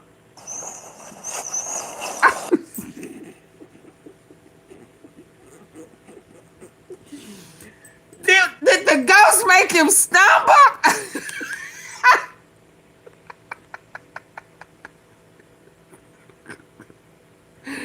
Did that ghost make him stumble, y'all? Did he lose his balance? Did he get weak in the knees? What done happened? Did he fall over? What did he see? Did he... Y'all, what the hell is going on? I just cannot with this man. Ollie asked him about, have y'all talked about Taiwan? Don't you want they oil? Don't you want they minerals? Don't you want the Ukrainian? What? Don't you want something from Taiwan? Did you talk about Taiwan? Great place. Incredible.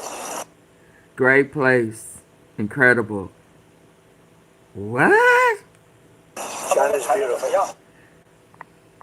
What?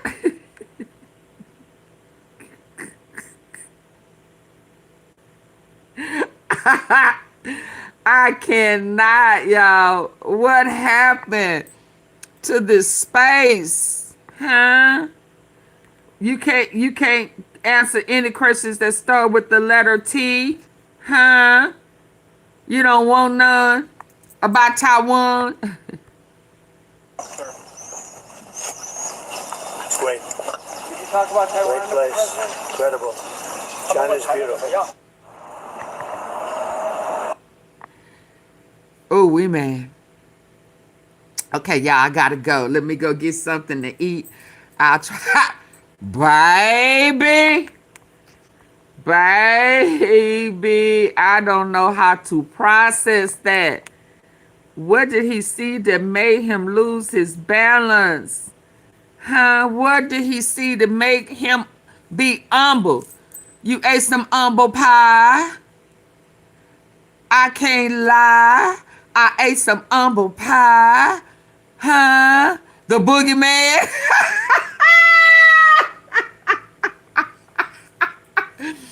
He lost all consciousness. The Scooby-Doo.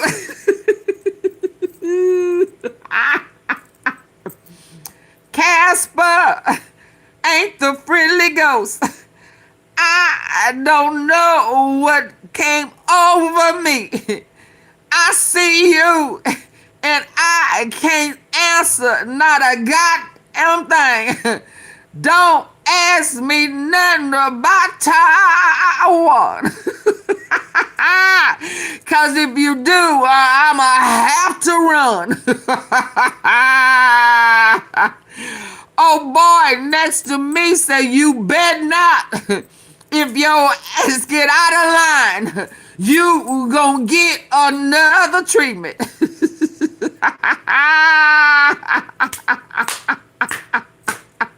It's about God. Boy, if you say something, I'ma call China. I'ma call Xi. You understand? Baby, is that, you learn today that you are not on top of anything. You are not the leader. You are not number one. You have been downgraded. Yeah, you have been downgraded from your job and position. You are not doing a good enough job. You got too much other shit going on. You cannot represent like you need, like the ones before you was representing. You are a failure. You are a failure. Not just to me, but your country too. Look at yourself. Look at yourself. Look at yourself and say, neighbor, oh neighbor, this right here is the prime example of someone who played with the devil, and the devil got him running around in circles. Running around in circles. Now you're dizzy. Now you don't know where you are. Now you can't stand up straight. Boy, you had Auntie Fee eyes bucked. I was about to go in. My eyes got big. I was looking for my handkerchief to wipe the sweat off my face. Cause I said, look at your neighbor. Look at your neighbor. Say, neighbor, he has failed us all. He has failed himself. He has failed because he was greedy enough to sell his soul to the devil. And you still trying to steal our joy. You still are creating division amongst the people because you ain't happy, because you losing, because you have failing. Yeah, the devil done left you. He done left you hanging with a big old bill and a lost soul.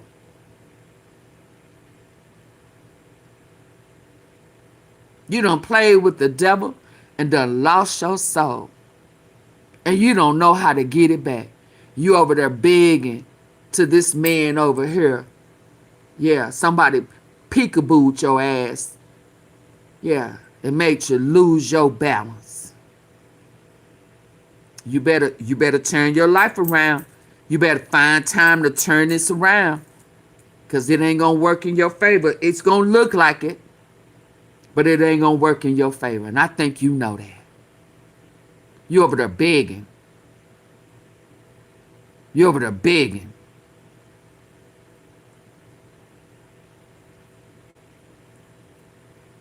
That part. Y'all, I'll be back later.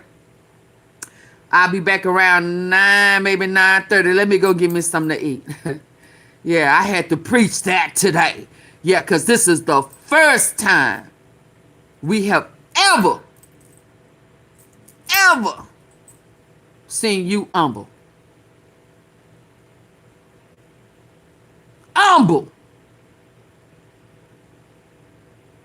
Bible said, for it's over, every knee shall bow and every tongue will confess. Maybe it's time for you to bow. Oh, diaper Don. Maybe it's time for you to ask God to turn it around in your favor spiritually.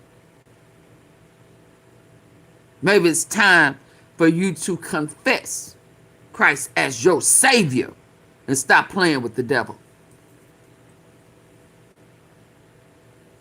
Yeah, because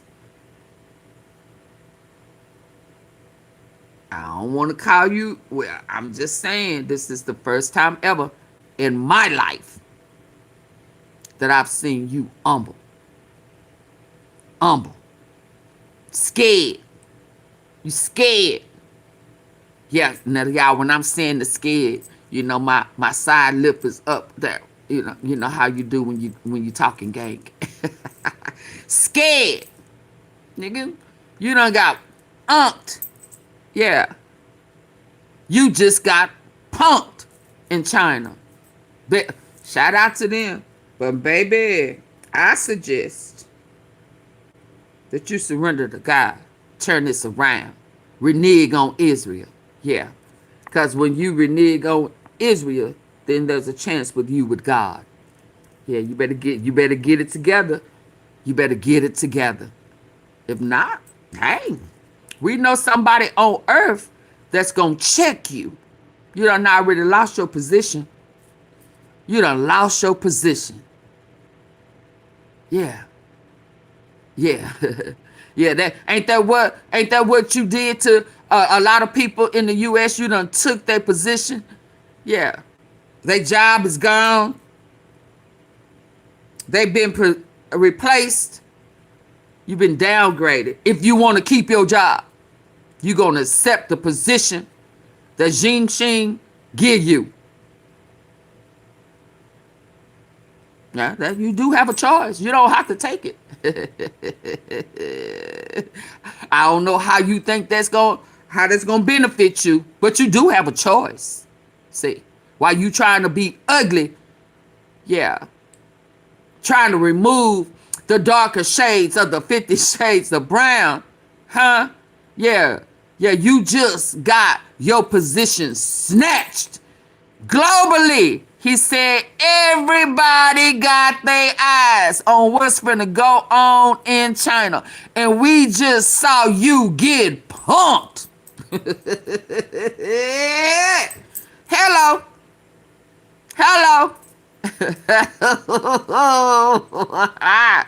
Yeah, now before I go, I gotta let them see it one more time for the last time. I'm just shocked. You saw something, baby. Ooh, Big Mama said, you bet not act up. You gonna get a treatment. God chose China to give your ass a treatment. You got served. Auntie B, he got served, baby. He got served.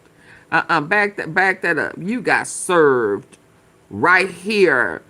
You lost balance.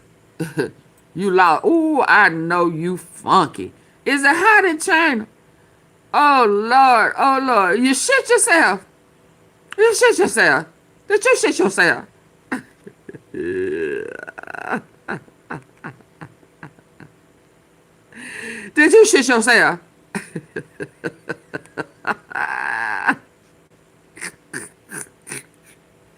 He asked it about Taiwan. He can't even say the word Taiwan.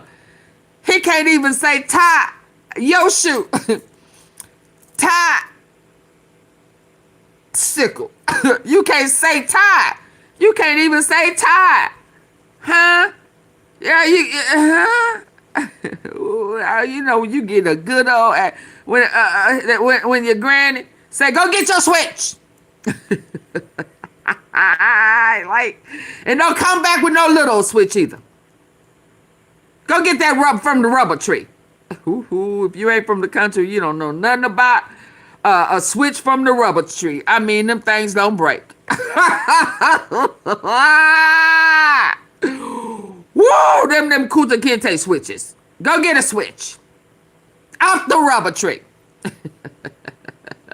Y'all see that gap? Woo. Okay, y'all finna go this time. Humble yourself. Did you talk about Taiwan? Can you talk about Taiwan? Oh, now you can't hear. Can you hear me now?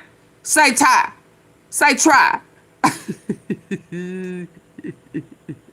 Great place. Hey, Crystal, did I miss you? Hey. Incredible. Can you talk about Taiwan? Huh? Can you talk about the teas? Can you give me something with anything near Taiwan? Can you? What? Here, play this clip when Trump's asked. For your talk, sir. You tried to stand up straight. Huh? You stood up straight and lost your balance. Hello. Dick kick. Who the what? Hey, Teresa. Hey. Now you finna nod to whoever and whatever you saw. Yep. Yep. You see him shaking his head? He acknowledged something or somebody, but whatever that ghost was, it knocked him off his feet. He stumbled and he crumbled.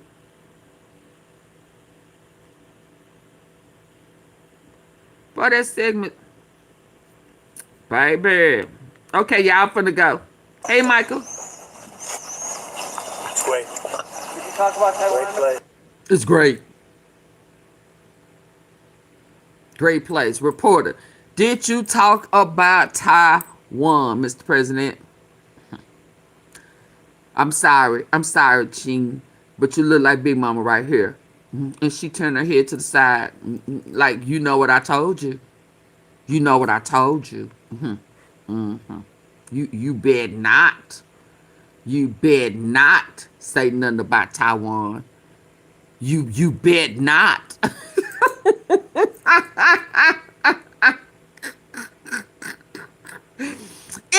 bet not for me. You bet not. I ain't gonna even look at you. I ain't gonna give you a signal. I done told you. And you bet not.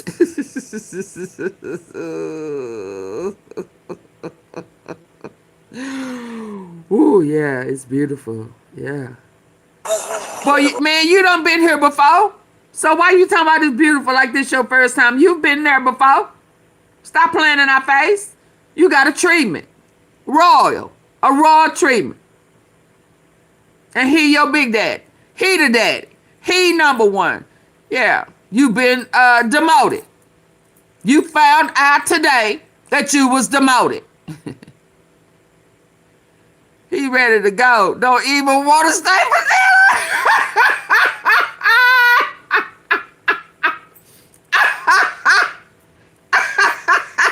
His ass got demoted, Teresa. You hear me? Huh. Big mama turn her head to the side. Mm-hmm. Mm-hmm. You bet not. Demoted. China's beautiful. I ain't asked you about China. Oh, now, Big Mama turn. My Big Daddy turn. Uh-huh. Now he turned toward him. He done gave him the side eye. Y'all know about that side eye? Auntie P, I am thoroughly enjoying it. I am enjoying it.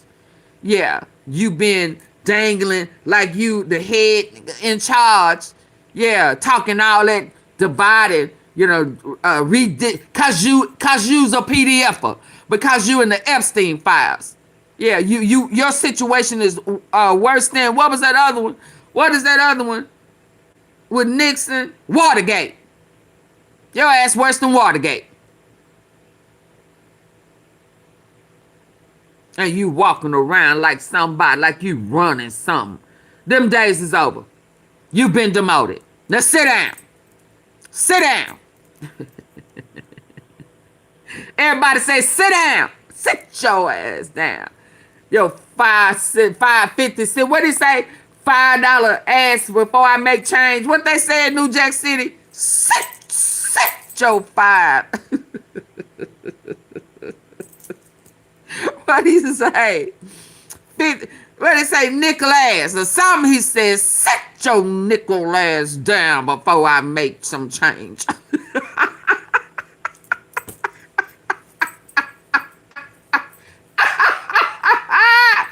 Yeah, sit your ass down. You got to put that check in there. Sit your ass down.